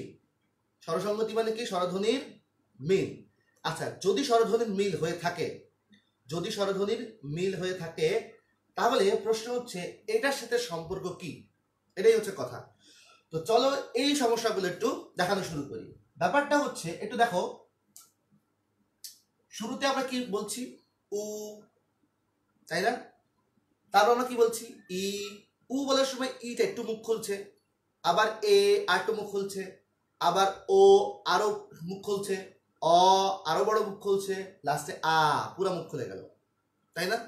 আবার আমি বুঝাই, খুব ভালো করে বুঝো। শুরুতে কি বললাম? উ, উ একদম ছোট, তারপর হচ্ছে আবার একটু খুলছে, ই, এ জায়গা বাড়লো একটু, ও আরো জায়গা বাড়লো, অ আরো জায়গা বাড়লো, আ আরো জায়গা বাড়ছে। দেখো শুরুতে ছিল হচ্ছে উ, তারপরে কি হয়ে গেল? আ। উ, আ, কত পার্থক্য দেখছো? ঠোঁটের আকৃতি অনুযায়ী, মানে ঠোঁটটা আস্তে আস্তে কত বড় হচ্ছে, মানে এই অনুসারে হচ্ছে এই সিরিয়ালটা করা হয়েছে, এবং এই সিরিয়ালটাই হচ্ছে আমার এখানে কাজে লাগবে, এই স্বরসঙ্গতিতে কাজে লাগবে। কারণ এটা ছাড়া তুমি কখনোই স্বরসঙ্গতি বুঝতে পারবে না, অসম্ভব। এটা দিয়েই বেসিক্যালি তোমাকে স্বরসঙ্গতি বুঝতে হবে। সঙ্গতি মানে কি লিখছিলাম? মিল। সঙ্গতি মানে কি লিখছিলাম? মিল। এই যে স্বরধ্বনির যে মিলটা, স্বরধ্বনির মিল কিসের ভিত্তিতে হচ্ছে সেটাই এখন তোমাকে দেখানো হবে। তো চলো এই জিনিসটা আমরা বোঝার চেষ্টা করি যে স্বরসঙ্গতি। আমরা উদাহরণে চলে যাই। যেমন হচ্ছে আমি যদি বলি মূলা থেকে মূলো, মূলা থেকে মূলো। এখন এই যে মূলা থেকে মূলো, তোমাকে বুঝতে হবে যে এখানে ফার্স্টে কি রয়েছে? মু লা, মু লো। শুরুতে কি? উকার, এখানে কি? আকার। এই যে উকার, এই যে হচ্ছে আ, এখান থেকে এটার কত ডিস্টেন্স, অনেক পার্থক্য না? কিন্তু তুমি যদি খেয়াল করো, মু লো, এই হচ্ছে মু লো, এটা থেকে এই পার্থক্যটা কমে গেল না? এতটুকু পার্থক্য কমে গেল না? কমে গেল। তুমি খেয়াল করে দেখো যে এইখানটায় এই যে দেখো মূলা থেকে মূলো, এই যে মু লো, শুনতে খানিকটা একই রকম মনে হচ্ছে না? দেখো তো, মু লা, মু লা, অনেক পার্থক্য এটা থেকে এটা। কিন্তু দেখো তো মু লো একই রকম না? প্রায় মু লো শুনতে কিন্তু প্রায় একই রকম মনে হচ্ছে। এই দেখো একই রকম মনে হচ্ছে, এই জন্য একই রকম মনে হওয়া মানে কি? মিল হওয়া, একই রকম। এই যে মূলা থেকে মূলো, এটার মধ্যে একটা স্বরসঙ্গতি হচ্ছে। কথা কি বোঝা গেল? আশা করি তুমি বুঝতে পেরেছো। এই ব্যাপারটাই তোমাকে বোঝানোর চেষ্টা করছিলাম। এখানে উ, এখানে আ, এটা পার্থক্য, ডিস্টেন্স অনেক বেশি, অনেক পার্থক্য, সঙ্গতি কম। যদি আমি এখান থেকে একটু আগায় নিয়ে আসি, মু লো করি, এই যে মু লো, উ ও, উ ও, উ ও, উ আ, উ আ, আর এখানে উ ও, উ ও, কমে যাচ্ছে। যদি এরকমটা হয় তাহলে সেক্ষেত্রে কি হয় বন্ধুরা? সেক্ষেত্রে একটু সঙ্গতি বেশি হয়, এখানে পার্থক্য অনেক বেশি আর এখানে একই রকম হচ্ছে, তখন সেটা কিন্তু কি হয়? সঙ্গতি হয়। ঠিক আছে বন্ধুরা, বুঝতে পেরেছো তো? সঙ্গতি।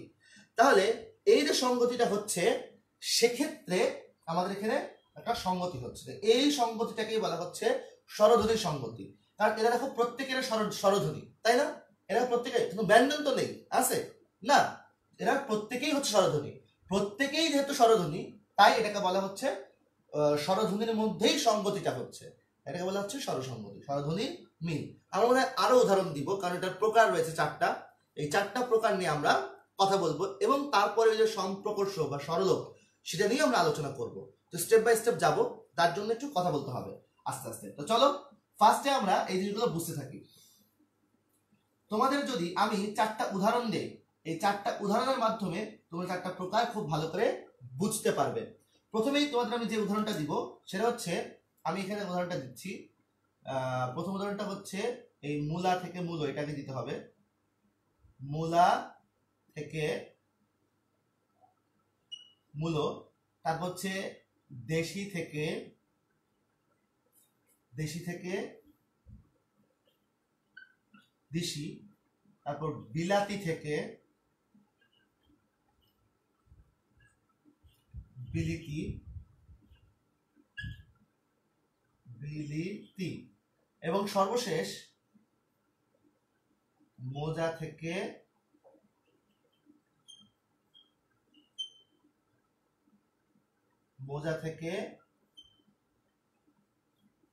মুজো। এই চারটা। কেন এই চারটা দিচ্ছি? কারণ এই চারটা দিয়ে আমরা চারটা প্রকার বুঝবো। এই চারটা দিয়ে চারটা প্রকার বুঝবো। প্রথম যে প্রকারটা সেটা হচ্ছে প্রগত। ফার্স্টটাকে প্রগত বোঝায়। খেয়াল করে দেখো, প্রগতর ক্ষেত্রে এখানে তো স্বরসঙ্গতি হচ্ছে, স্বরসঙ্গতি সেটা আমি বোঝালাম, কিন্তু প্রগত কিভাবে বোঝালো? প্রগত বোঝালো হচ্ছে, মাথায় রাখবা এই যে দেখো শুরুরটা ঠিক আছে, বাট পরেরটা অমিল। শুরুরটা কিন্তু ঠিক আছে, পরেরটা কি? অমিল। মনে রাখবা প্রথম দুইটার ক্ষেত্রে একটা নিয়ম, আর পরের দুইটার ক্ষেত্রে আর দুইটা নিয়ম। প্রথম দুইটার ক্ষেত্রে একটা নিয়ম, পরের দুইটার ক্ষেত্রে কি? আর দুইটা নিয়ম। এই নিয়মগুলো মাথার মধ্যে বুঝতে হবে। প্রথম দুইটার ক্ষেত্রে নিয়ম কি? প্রথম দুইটার ক্ষেত্রে নিয়ম হচ্ছে যে ঠিক থাকবে, মানে যে পরিবর্তন হবে না তার অনুসারে নামকরণ হবে প্রথম দুইটার ক্ষেত্রে। এই প্রথম দুইটার ক্ষেত্রে হচ্ছে একটা নিয়ম। নিয়মটা কি? যে পরিবর্তন হবে না তার অনুসারে নামকরণ হবে। যে পরিবর্তন, তাহলে এখানে পরিবর্তন হয়নি কি? উকার, মানে প্রথমটা। তো প্রথমে যে আগত হয়েছে, প্রথমে আসছে কে? প্রথমে আগত কে? আগত মানে কি? যে আসছে। প্রগত, প্র মানে আগে, আর আগত মানে হচ্ছে আসছে। প্রগত মানে যে আগে আসছে সে পরিবর্তন হয়নি, এই জন্য তার অনুসারে নামকরণ হয়ে গিয়েছে। কথা আমি আবার বোঝাই। কথাটা হচ্ছে প্রথম দুইটা হচ্ছে একটা নিয়মে যাবে। সেই নিয়মটা কি? নিয়মটা হচ্ছে যে যে পরিবর্তন হবে না তার অনুসারেই নামকরণ হবে। এখানে পরিবর্তন হয়নি কে? উকার। উকার, আর পরেরটা পরিবর্তন হয়ে গিয়েছে, এটা হচ্ছে আকার এবং ওকার। এই যে প্রথমটা পরিবর্তন হয়নি তার অনুসারে নামকরণ হবে। কিভাবে নাম অনুসরণ হবে? দেখো তো বন্ধুরা, প্রথমটা কোথায় এসেছে? শুরুতে এসেছে। তো শুরুতে আসাকে কি বলা হয়? প্রগত। প্রগত মানে শুরুতে যেটা আসছে, শুরুতে যেটা আগত হয় সেটাকেই বলা হয় প্রগত। কথা বোঝা গেল? শুরুর আগমন অনুযায়ী, এটা নাম হয়ে গেছে প্রগত। ডান? আচ্ছা, এবার আসো পরেরটাই দেখো। প্রথমটা, শুরুরটা কিন্তু চেঞ্জ হয়ে গিয়েছে, বাট দ্বিতীয়টা পরিবর্তন হয়নি। দ্বিতীয়টা যেহেতু পরিবর্তন হয়নি, তাহলে দ্বিতীয়টা কি? পরে এসেছে, পরাগত। আগত মানে কি? আসছে। আর পরাগত মানে কি? পরে আগত। তাহলে আমি এখানে কি লিখতে পারি? পরাগত, মানে পরের নিয়ম অনুসারে, পরে যেহেতু আসছে, পরে এসে চেঞ্জ হয়নি, তাই এটা হচ্ছে পরাগত। কথাটা বোঝা গেল? এটা শুরুতে আসছিল তাই প্রগত, শুরুটা পরিবর্তন হয়নি, এখন দ্বিতীয়টা পরিবর্তন হয়নি তাই হচ্ছে পরাগত। আশা করি বুঝতে পেরেছ। এবার এই দুইটা যাবে হচ্ছে ভিন্ন নিয়মে। এই দুটো এক নিয়মে গিয়েছে, এটা ভিন্ন নিয়মে যাবে। কেন? কারণটা হচ্ছে এটার সাথে দেখো মাঝখানে কি রয়েছে? আকার, আর এখানে মাঝখানে কি রয়েছে? ইকার। দুইটার প্রভাবে, এই দুইটার প্রভাবে মাঝখানটা পরিবর্তন হয়ে গেছে। এখানেও ইকার, এখানেও ইকার। এই ইকার ইকারের পরিবর্তে এটা ইকার হয়ে গিয়েছে। দুই পাশে যেহেতু ইকার ছিল, দুই পাশে ইকার থাকার কারণে দুই পাশে ইকারের প্রভাবে মাঝখানেরটাও ইকার হয়ে গিয়েছে। যেহেতু মাঝখানেরটা ইকার হয়ে গিয়েছে, মাঝখানে ইকার মানে কি? মাঝখানে চেঞ্জ, পরিবর্তন। পরিবর্তন কি হয়েছে? এটা হয়েছে, এটা হয়েছে না। পরিবর্তন কি হয়েছে? মাঝখানেরটা। যেহেতু মাঝখানেরটা পরিবর্তন হয়েছে তাই এটাকে বলা হচ্ছে মধ্যগত। কি বলা হচ্ছে? মধ্যগত। এটা হচ্ছে আমি লিখে দিলাম মধ্যগত। মনে রাখতে হবে এই মধ্যগতটা কিন্তু উপরে দুইটা নিয়মে যাবে না। ওকে, এবার দেখো সর্বশেষ যেটাকে বলা হচ্ছে অনন্য। এখন অনন্যর ক্ষেত্রে কিন্তু দেখো উপরে যে তিনটার একটার সাথেও কিন্তু সেটা মিলে না। কেন মিলে না দেখাই দিই। সেটা হচ্ছে যে এখানে কি রয়েছে? ওকার, এখানে হচ্ছে উকার। আবার দেখো এখানে আকার, এখানে হচ্ছে ওকার। তুমি বলো, কেউ কি কাউটা অনুসরণ করেছে? দুটোই চেঞ্জ হয়ে গিয়েছে। যেহেতু দুটোই চেঞ্জ হয়ে গিয়েছে, দুটোই পরিবর্তন হয়ে গিয়েছে, এই জন্য এটা না হবে প্রগত, না হবে পরাগত, আর মধ্যগত তো হওয়ার চান্সই নেই, কারণ এটা তো মাত্র দুইটা। তো বেসিক্যালি এটা প্রগত হতে পারছে না, কারণ দেখো প্রগত কখন হতো? যদি শুরুটা ঠিক থাকতো। আর শুরুতে ওকার আছে, এখানে আবার উকার চলে এসেছে, এটা পরিবর্তন হয়ে গিয়েছে। আবার শেষেরটা যদি ঠিক থাকতো তাহলে পরাগত বলা যেত, তাহলে এখানে আকার ছিল, এখানে ওকার ছিল, সেটাও ঠিক নেই, লজিক্যালি কোনোটাই ঠিক নেই। আর মধ্যগত তো হতেই পারবে না, মধ্যগত হওয়ার জন্য অ্যাটলিস্ট 3টা হওয়া প্রয়োজন, তো ও তো রয়েছে 2টা। তো মধ্যগত কথাটা কেমনে আসবে? হয় শুরু নাই শেষ, তো শুরু শেষের কাহিনী তো হচ্ছেই না, কারণ 2টাই চেঞ্জ হয়ে গিয়েছে। তার মানে এখানে প্রগতও হবে না, পরাগতও হবে না, আবার মধ্যগতও হবে না, উপরের 3টার কোনোটাই হবে না। তাই এই জন্য এটাকে বলা হচ্ছে অন্য কোনো কিছু একটা, মানে হচ্ছে অনন্য। এখানে একবারে আমরা লিখে দিচ্ছি, কথা কি বুঝতে পারলে? অনন্য। তো বেসিক্যালি এটাকে বলা হয় রিসিপ্রোকাল, আর কি ইংলিশে বলা হয়। এখন খেয়াল করে দেখো, এই পরিবর্তনগুলোর নিয়ে হচ্ছে সরসঙ্গতি। এখন তোমার প্রশ্ন হতে পারে, আচ্ছা ভাইয়া, যদি এই দুটার পরিবর্তে, আপনি তো প্রথম দুইটা খুব ভালো করে বুঝাইলেন, কিন্তু এই পরের দুইটার জন্য যদি আরো যদি অন্য কোনো উদাহরণ আসে, আমি তোমাকে গ্যারান্টি দিয়ে বলছি পরের দুইটার ক্ষেত্রে আর কোনো উদাহরণ আসবে না। কেন আসবে না?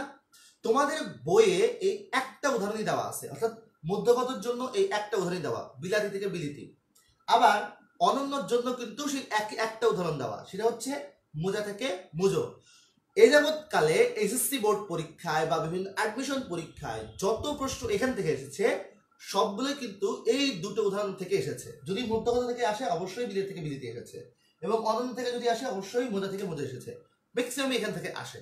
তো এই জন্য অন্য কোনো জায়গা থেকে আসার পসিবিলিটি খুব একটা থাকে না। তাই নিঃসন্দেহে তোমরা যদি এই উদাহরণগুলো মনে রাখো, তাহলে আশা করি তোমাদের বুঝতে অনেক বেশি সহজ হবে। তো বন্ধুরা, আশা করি তোমাদের এই যে এই যে সিরিয়ালটা, এই সিরিয়ালটা কেন সেটা তো বুঝিয়েছি আগে, এবং সরসঙ্গতি সরসঙ্গতির মিল কোনটা সেটাও বুঝিয়েছি। আশা করি তোমরা বুঝতে পেরেছো। এখন তোমাদের যে প্রশ্নটা তোমরা শুরুতেই করেছিলে, সেটা হচ্ছে সম্প্রকর্ষ বা সরলোপ। এই সরলোপটা বোঝানোর চেষ্টা করব। তো চলো বন্ধুরা, আমরা এখন সরলোপটা পড়বো। দেখি তোমরা কেউ কোনো প্রশ্ন করলে কিনা। আয়েশা সিদ্দিকা, উই এ ও আ এর ব্যবহারটা বুঝতে পারলাম না। আচ্ছা, ওকে। মিনহাজউদ্দিন, রাইট, ওকে। তারপর হচ্ছে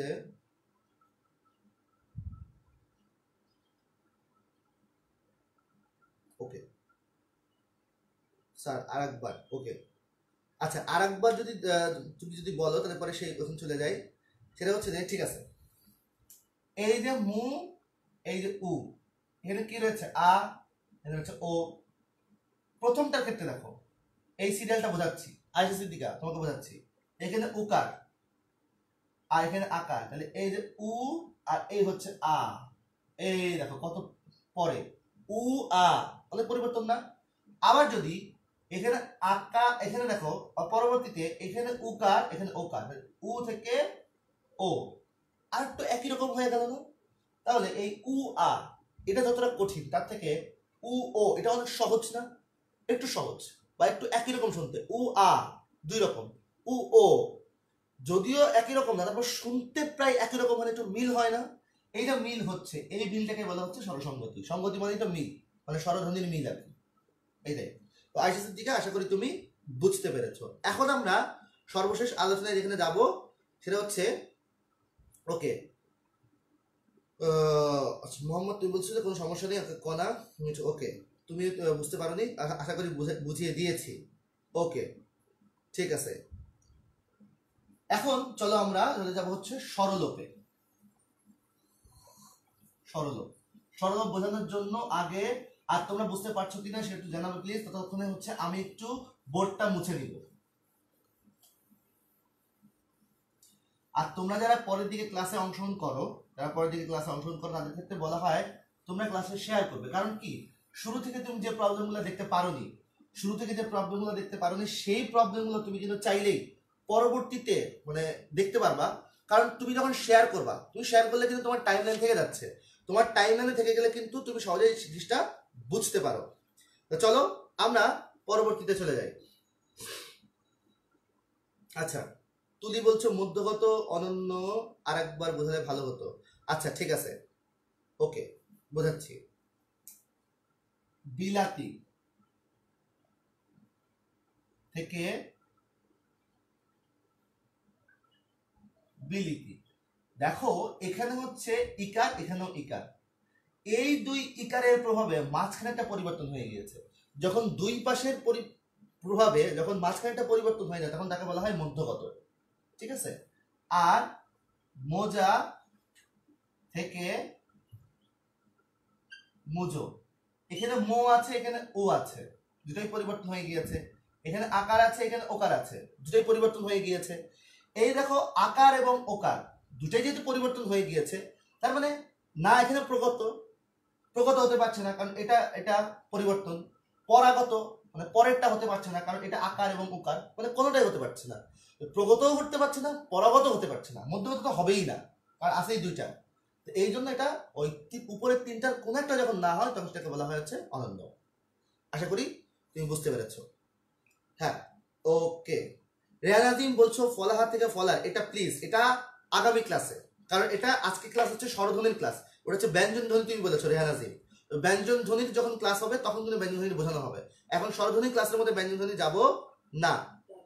আচ্ছা, সাদিক, মধ্যস্বরগম বিপ্রকর্ষ স্বরভক্তি তিনটি কি কি হবে একই? দেখো একজনের কয়েকটা নাম থাকে না, নাম থাকে কি না থাকে, যেমন তোমার নাম কি? তোমার নাম হচ্ছে শাহরিয়ার ইসলাম সাদিক, কেউ তোমাকে শাহরিয়ার বলে, কেউ তোমাকে সাদিক বলে, তাই না? আবার তোমাকে কেউ যদি ইসলাম রাখে সেটাও কিন্তু ভুল না, তোমার তিনটা নামই কিন্তু সঠিক। তো তোমার যেরকম শাহরিয়ারও যা, ইসলামও তা, সাদিকও তা, তিনটা মিলিয়ে বেসিক্যালি তোমার নাম, ওখানেও সেরকম আর কি। তো ব্যাকরণবিদরা অনেকে অনেক সময় মধ্যস্বরাগমকে স্বরভক্তি বলেছে বা বিপ্রকর্ষ বলেছে, এইরকম আর কি। তো এই হচ্ছে ব্যাপার স্যাপার। এখন দেখো সম্প্রকর্ষ, এখন তোমাকে যেটা পড়াবো হচ্ছে সম্প্রকর্ষ, বা এটাকে বলা হচ্ছে স্বরলোপ। আচ্ছা, মধ্য স্বরা। আচ্ছা, এখন দেখো তাহলে তোমাদের একটু নেট কানেকশনের প্রবলেম হচ্ছিল, আশা করি তোমরা বুঝতে পেরেছো। এখন আমরা পরবর্তীতে চলে যাব হচ্ছে স্বরলোপ।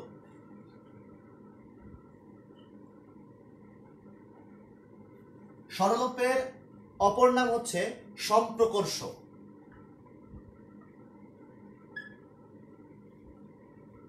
যদি ক্লাসে কোনো জায়গায় যদি আমি জিনিসটা ভুল বলে থাকি, হয়তো এত কথা বলতে বলতে হয়তো জিনিসটা ভুল হয়ে যেতে পারে, তাদের জন্য আমি দুঃখিত বলে নিচ্ছি। মনে নেই যে আমি আসলে ভুল বলেছি কিনা, কিন্তু আমি আবার জিনিসটা তোমাকে বলে দিচ্ছি যে স্বরলোপের অপর নাম হচ্ছে সম্প্রকর্ষ, এটা একটু মাথায় রাখতে হবে, ঠিক আছে? স্বরলোপ, স্বরলোপের অপর নাম হচ্ছে সম্প্রকর্ষ, আমি এটা ঠিক করে নিচ্ছি।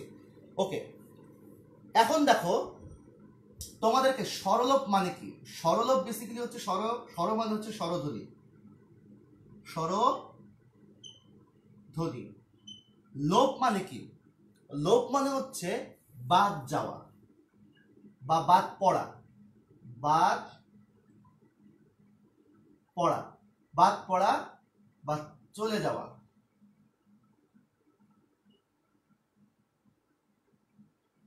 চলে যাওয়া, তাহলে স্বরধ্বনির চলে যাওয়া বা বাদ পড়াকে বলা হচ্ছে স্বরলোপ। এই স্বরলোপ আবার তিন প্রকার। তিন প্রকারের মধ্যে একটা হচ্ছে আদি, দুই নম্বরটা হচ্ছে মধ্য, তিন নম্বরটা হচ্ছে অন্ত। তো একইভাবে আমরা যখন স্বরাগমের মধ্যে যা দেখেছিলাম এখানেও ঠিক একই রকম দেখছি, ঠিক আছে? আচ্ছা, সাদিক বলছে কারেন্ট চলে গেল মনে হয়। না না, কারেন্ট চলে যায়নি, জাস্ট একটু নেট প্রবলেম করেছিল। আচ্ছা, এখন দেখো এই যে স্বরলোপ, আদি স্বরলোপ, মধ্য স্বরলোপ, অন্ত স্বরলোপ, মানে স্বরলোপের আবার প্রকার হচ্ছে তিনটা। স্বরলোপের যে তিন প্রকার, এই তিন প্রকার কিন্তু আমি এখানে তোমাদেরকে ভালো করে লিখেছি। এখন চলো এই তিনটা প্রকার হচ্ছে আদি, আদি স্বরলোপ মানে হচ্ছে, আদি মানে কি আবার একটু লিখে দিচ্ছি। আদি মানে হচ্ছে শুরু, আর মধ্য মানে কি মাঝে, অন্ত মানে কি শেষ। শুরুতে যখন স্বরধ্বনি বাদ পড়ে যায় তখন সেটাকে বলা হয় হচ্ছে স্বরলোপ, আর মাঝে যখন স্বরধ্বনি বাদ পড়ে যায় তখন সেটাকে বলা হয় মধ্য স্বরলোপ, আর শেষে যখন স্বরধ্বনি বাদ পড়ে যায় তখন সেটাকে বলা হয় অন্ত স্বরলোপ। আমরা উদাহরণের মাধ্যমে এই জিনিসগুলো খুব ভালো করে বুঝতে পারবো। তো চলো আমরা উদাহরণের মাধ্যমে আস্তে আস্তে বোঝার চেষ্টা করি যে বেসিক্যালি এটা কিভাবে হচ্ছে। প্রথম যদি আদি স্বরলোপের উদাহরণ বলি, আদি স্বরলোপ দিয়েই আমরা হচ্ছে বোঝানোটা শুরু করি। সেটা হচ্ছে অলাবু থেকে লাবু, লাবু থেকে লাউ, অলাবু থেকে লাবু, তারপর লাবু থেকে লাউ। আমি অনেক সময় বলেছিলাম যে সংস্কৃত অথবা তদ্ভবের যে পরিবর্তনটা, এই পরিবর্তনের ক্ষেত্রে অনেক সময় 2 ধাপে হয়ে থাকে। কয় ধাপে হয়ে থাকে বন্ধুরা? 2 ধাপে। এখন এই 2 ধাপে যখন হচ্ছে তখন একটা জিনিস একটু বুঝতে হবে, সেটা হচ্ছে যে দেখো আমাকে এখানে জিনিসটা মাথায় রাখতে হবে, সেটা হচ্ছে যে শুরু থেকে একটা স্বরধ্বনি বাদ পড়ে যাচ্ছে। প্রথমে অলাবু থেকে লাবু হয়েছে, তারপর লাউ হয়েছে। আলটিমেট তুমি খেয়াল করে দেখো, শুরুতে দেখো একটা স্বরধ্বনি বাদ পড়ে গিয়েছে। শুরুতে যেহেতু একটা স্বরধ্বনি বাদ পড়ে গিয়েছে, তো এই জন্য আমরা এটাকে কি বলছি? আদি স্বরলোপ। মানে শুরুতে স্বরধ্বনি বাদ পড়ে গিয়েছে, পরে লাবু থেকে লাউ হয়ে গিয়েছে। ঠিক আছে, লাবু থেকে লাউ হলো সেটা আমার ইম্পর্টেন্ট জায়গা না। আমার কথা হচ্ছে শুরুতে একটা স্বরধ্বনি বাদ পড়ে গিয়েছে। এই যে শুরুতে অটা বাদ পড়ে গেল, অটা চলে গেল, তো অ তো একটা স্বরধ্বনি না? অ যেহেতু একটা স্বরধ্বনি, তো শুরু থেকে স্বরধ্বনি বাদ পড়ে যাচ্ছে, এই জন্য এটা কি হচ্ছে বন্ধুরা? এটা হচ্ছে আদি স্বরলোপ হচ্ছে। কি হচ্ছে? আদি স্বরলোপ। ওকে, এইবার চলো এখন তোমাদের যদি মধ্য স্বরলোপের একটা উদাহরণ দেই, তাহলে বোধহয় তোমাদের খুব ভালো করে তোমরা বুঝতে পারবা। চলো,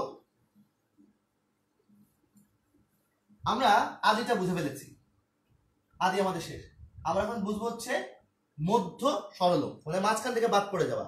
তো মাঝখান থেকে বাদ পড়ে যাওয়াটা আমি তোমাদের বোঝানোর চেষ্টা করব।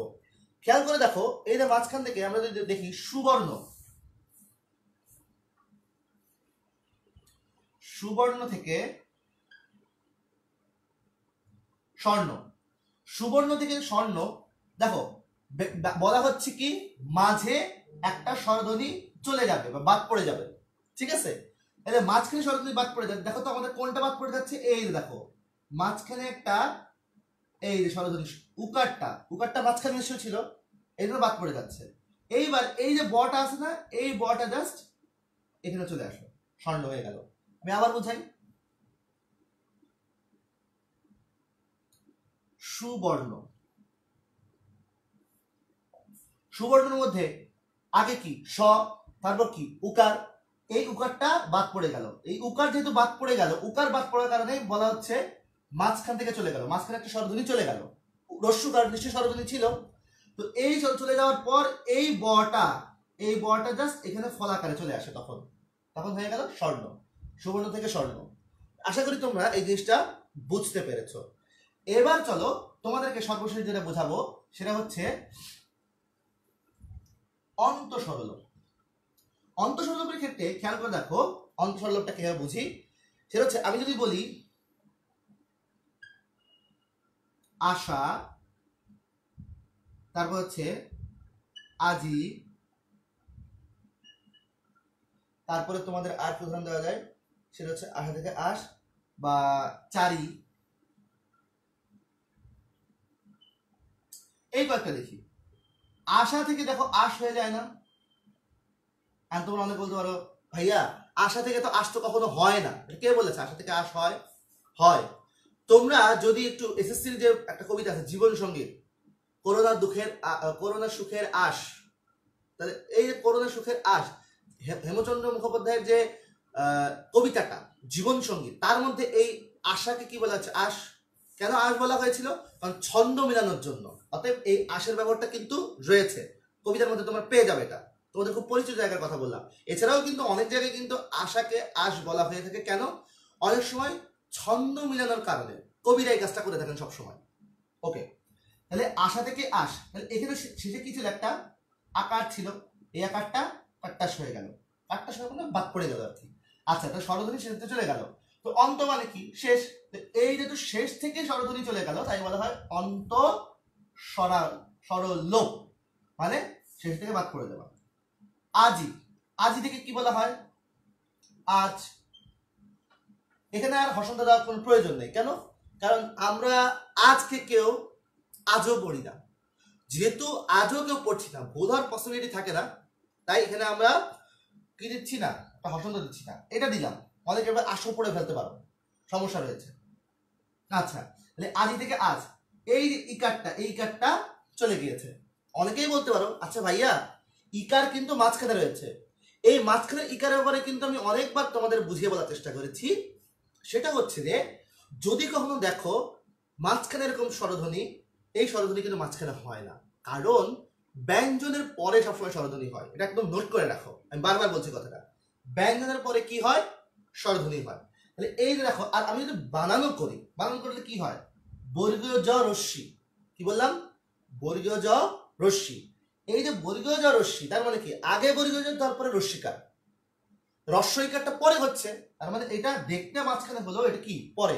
চারির ক্ষেত্রেও তাই, চারিতেও কিন্তু তোমাকে দেখতে মনে হচ্ছে মাঝখানে, আদতে কিন্তু মাঝখানে না, আদতে অবশ্যই মাঝখানে না। তো এই এটা বেসিক্যালি হচ্ছে শেষে, এই এটা কিন্তু শেষ থেকে বাদ পড়েছে, এই স্বরধ্বনি শেষ থেকে, মাঝখান থেকে না। তাই এটা মধ্য স্বরাগম, সরি দুঃখিত, মধ্য স্বরলোপ হবে না, এটা অন্ত স্বরলোপই হবে। তাহলে এটা আদি থেকে আজ অথবা চারি থেকে চার, আশা করি তুমি বুঝতে পেরেছো। তো এখন খেয়াল করে দেখো, এই যে ব্যাপারটা, এই ব্যাপারটা কিন্তু তোমরা খুব ভালো করে বুঝতে পারছো। আমরা মোটামুটি কিন্তু স্বরধ্বনির সবগুলো পড়ে ফেলেছি আজকে, স্বরধ্বনি যতগুলো ছিল। এখন খেয়াল করে দেখো, আমরা কি বুঝলাম? স্বরলোপটা বেসিক্যালি কি? স্বরাগমের বিপরীত প্রক্রিয়া, এই কথাটা মাথায় রাখবা। কারণ আমি যদি এই জিনিসটাকে ঘুরিয়ে দেই, যেমন আমি এটাকে কিন্তু আমি এটাও বলতে পারি, আজ থেকে আজি, কি বললাম?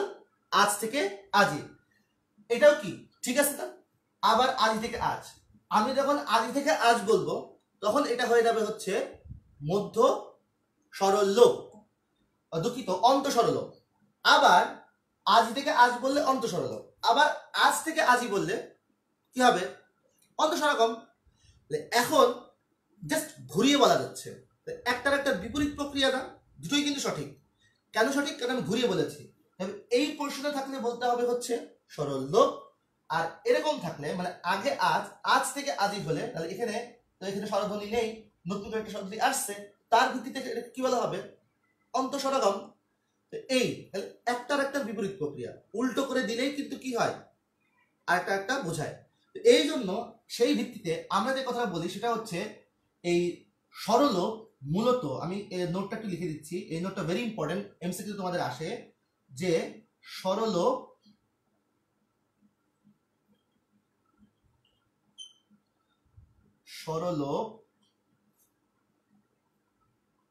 মূলত স্বরাগমের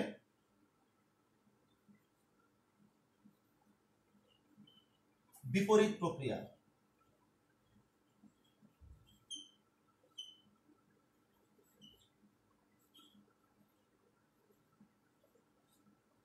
ওকে, আশা করি তুমি এই জিনিসটা খুব ভালো করে বুঝতে পেরেছো, যে এই নোটটা প্রায় কিন্তু পরীক্ষায় আসছে। সরলোপ মূলত স্বরাগমের বিপরীত প্রক্রিয়া, অর্থাৎ এই কথাটাকে তুমি যদি চারি থেকে চার বলো, তাহলে এটা হয়ে গেল হচ্ছে অন্ত স্বরলোপ। আবার যদি চার থেকে চারি বলো, তাহলে হয়ে যাচ্ছে হচ্ছে অন্ত স্বরাগম। যখন যেভাবে লিখবা, যখন যেভাবে পরীক্ষায় আসবে, তখন সেভাবে উত্তর দিতে হবে। অর্থাৎ এখানে ঘাবড়ানোর কোনো কিছু নেই, এই নোটটা ভালো করে মাথায় রাখবা। আজকে আমরা চেষ্টা করেছি, আচ্ছা অনেকে প্রশ্ন করছো যে শরীর থেকে শরীর কিভাবে হলো, এটা আজকের ক্লাস না রিয়াজিম, আজকের ক্লাস না, এটা হচ্ছে পরবর্তীতে ব্যঞ্জন ধ্বনির যে ক্লাসটা হবে, সেই ক্লাসটা তোমাদের বোঝানো হবে। আচ্ছা কোহিনুর কণা, লাবু থেকে তুমি কি বলেছো? আমি কোহিনুর কণার উদাহরণটা একটু যাই, প্রশ্ন করেছো লাবু থেকে লাউ কিভাবে এলো। আচ্ছা লাবু থেকে লাউ এলো হচ্ছে লাবু আর লাউ। এখন দেখো এখানে বটা বাদ পড়ে গিয়েছে, বটা বাদ পড়ে গিয়েছে। আচ্ছা আমি আরো ভালো করে বোঝাই, লা বু, ব বাদ পড়ে গিয়েছে না, বটাকে বাদ দাও, বটাকে বাদ দিলে উ এরকম পড়ে থাকে, তুমি কি উ এরকম লিখবা? নিশ্চয়ই না, তুমি তখন উটাকে এরকম দিয়ে দিবা। ঠিক আছে, এখন তৈরির কথা তোমাকে আমি যে কথা বলার চেষ্টা করতেছি, যে বটা বাদ পড়া মুখ্য বিষয় না, কারণ আমরা ব বাদ সংক্রান্ত অর্থাৎ ব্যঞ্জন ধ্বনি বাদ পড়া সংক্রান্ত পড়ছি না। আমরা যেটা পড়ছি সেটা হচ্ছে বেসিক্যালি হচ্ছে শুরুতে একটা স্বরধ্বনি বাদ পড়েছিল, অ বাদ পড়েছিল, ওই যে শুরুতে অ বাদ পড়লো, সেই জন্য এটাকে বলা হচ্ছে, কি বলা হচ্ছে বন্ধুরা? আদি স্বরলোপ। আশা করি বুঝতে পেরেছো। আচ্ছা দেখি আর কারো কোনো প্রশ্ন আছে কিনা। আদি স্বরলোপ তো তোমরা বুঝতে পারলে, আদি স্বরলোপ এই, তাহলে এটা আদি স্বরলোপ হলো, আশা করি তুমি বুঝতে পেরেছো। ওকে, আর তেমন কোনো তোমাদের কোনো প্রশ্ন পাচ্ছি না। ওকে, হ্যাঁ বুঝতে পারছো হাসান মেহেদী, তুমি বুঝতে পেরেছো। ওকে বন্ধুরা, তাহলে ক্লাসটা আমরা এখানে শেষ করছি। তবে তোমাদের যেটা বলে রাখবো সেটা হচ্ছে আগামী ক্লাসে কিন্তু আমরা, এখন তো স্বরধ্বনি পড়লাম, আমরা আগামী ক্লাসে ব্যঞ্জন ধ্বনি পড়বো। মানে ব্যঞ্জন ধ্বনির পরিবর্তনটা আমরা পুরো ক্লাসে দেখার চেষ্টা করব। পুরো ক্লাস জুড়ে তখন ব্যঞ্জন ধ্বনির প্রশ্ন থাকবে। এবং তোমাদের একটা পোস্টার পোস্ট করা হয়, আমরা কিন্তু একটা পোস্টার দিই আমাদের, এবং গ্রুপে একটা পোস্ট করা হয়, সেখানে তোমরা ব্যঞ্জন ধ্বনি সম্পর্কে যদি তোমাদের কোনো প্রশ্ন থাকে, ব্যঞ্জন ধ্বনি পরিবর্তন সম্পর্কে, অবশ্যই তোমরা সেখানে প্রশ্ন করতে পারো। আর আজকে তোমাদের এই ক্লাসটা ছিল হচ্ছে গুড লাকের সাপোর্টে, গুড লাক স্টেশনারি। আর আমরা এই ক্লাসটা বেসিক্যালি হচ্ছে প্রথম পর্ব করলাম, দ্বিতীয় পর্ব পরবর্তীতে হবে। উপরে আমাদের ক্যাপশন রয়েছে, সেই ক্যাপশনে একটা লিঙ্ক পাবে তোমরা। সেই লিঙ্কটা হচ্ছে আমাদের টেনিস স্কুলের অ্যাপের লিঙ্ক। এই লিঙ্কটার মধ্যে তোমরা ক্লাস 1 থেকে শুরু করে 12 পর্যন্ত যত একাডেমিক ভিডিও রয়েছে, প্রত্যেকটা সাবজেক্টের উপরে, প্রত্যেকটা টপিকের উপরে তোমাদের কিন্তু ভিডিও রয়েছে। আশা করি তোমরা সেটা দেখতে পারবে। এবং পাশাপাশি তোমাদেরকে যে কথাটা বলবো, সেখানে কিন্তু আরো প্রায় 15,000 ক্লাস এবং 12,000 নোট, আরো বিভিন্ন ধরনের ব্লগ, সব কিছু তোমরা সেখানে পেয়ে যাবে। তো এই পড়াশোনার সকল টুলস, মানে সকল বিষয় তুমি যদি একবারে পেতে চাও, তাহলে তোমাকে বলবো যে তুমি আমাদের টেনিস অ্যাপটা ডাউনলোড করে ফেলো এক্ষুনি। শুধু তুমি না, আর অন্যজনকে ডাউনলোড করতে তুমি অবশ্যই সহায়তা করো। যে তুমিও তোমার বন্ধু হিসেবে তুমিও বলো যে তুমি এই পড়াশোনার যে সময়টা, এই পড়াশোনা করার জন্য তোমাদের এই অ্যাপটা কিন্তু তোমারও অনেক কাজে লাগতে পারে। তুমি তাকে বোঝাও, তুমি তাকে রেফার করো, এটা তোমার দায়িত্ব। তো বন্ধুরা, আজকে পর্যন্তই, দেখা হবে খুব শীঘ্রই। আসসালামু আলাইকুম।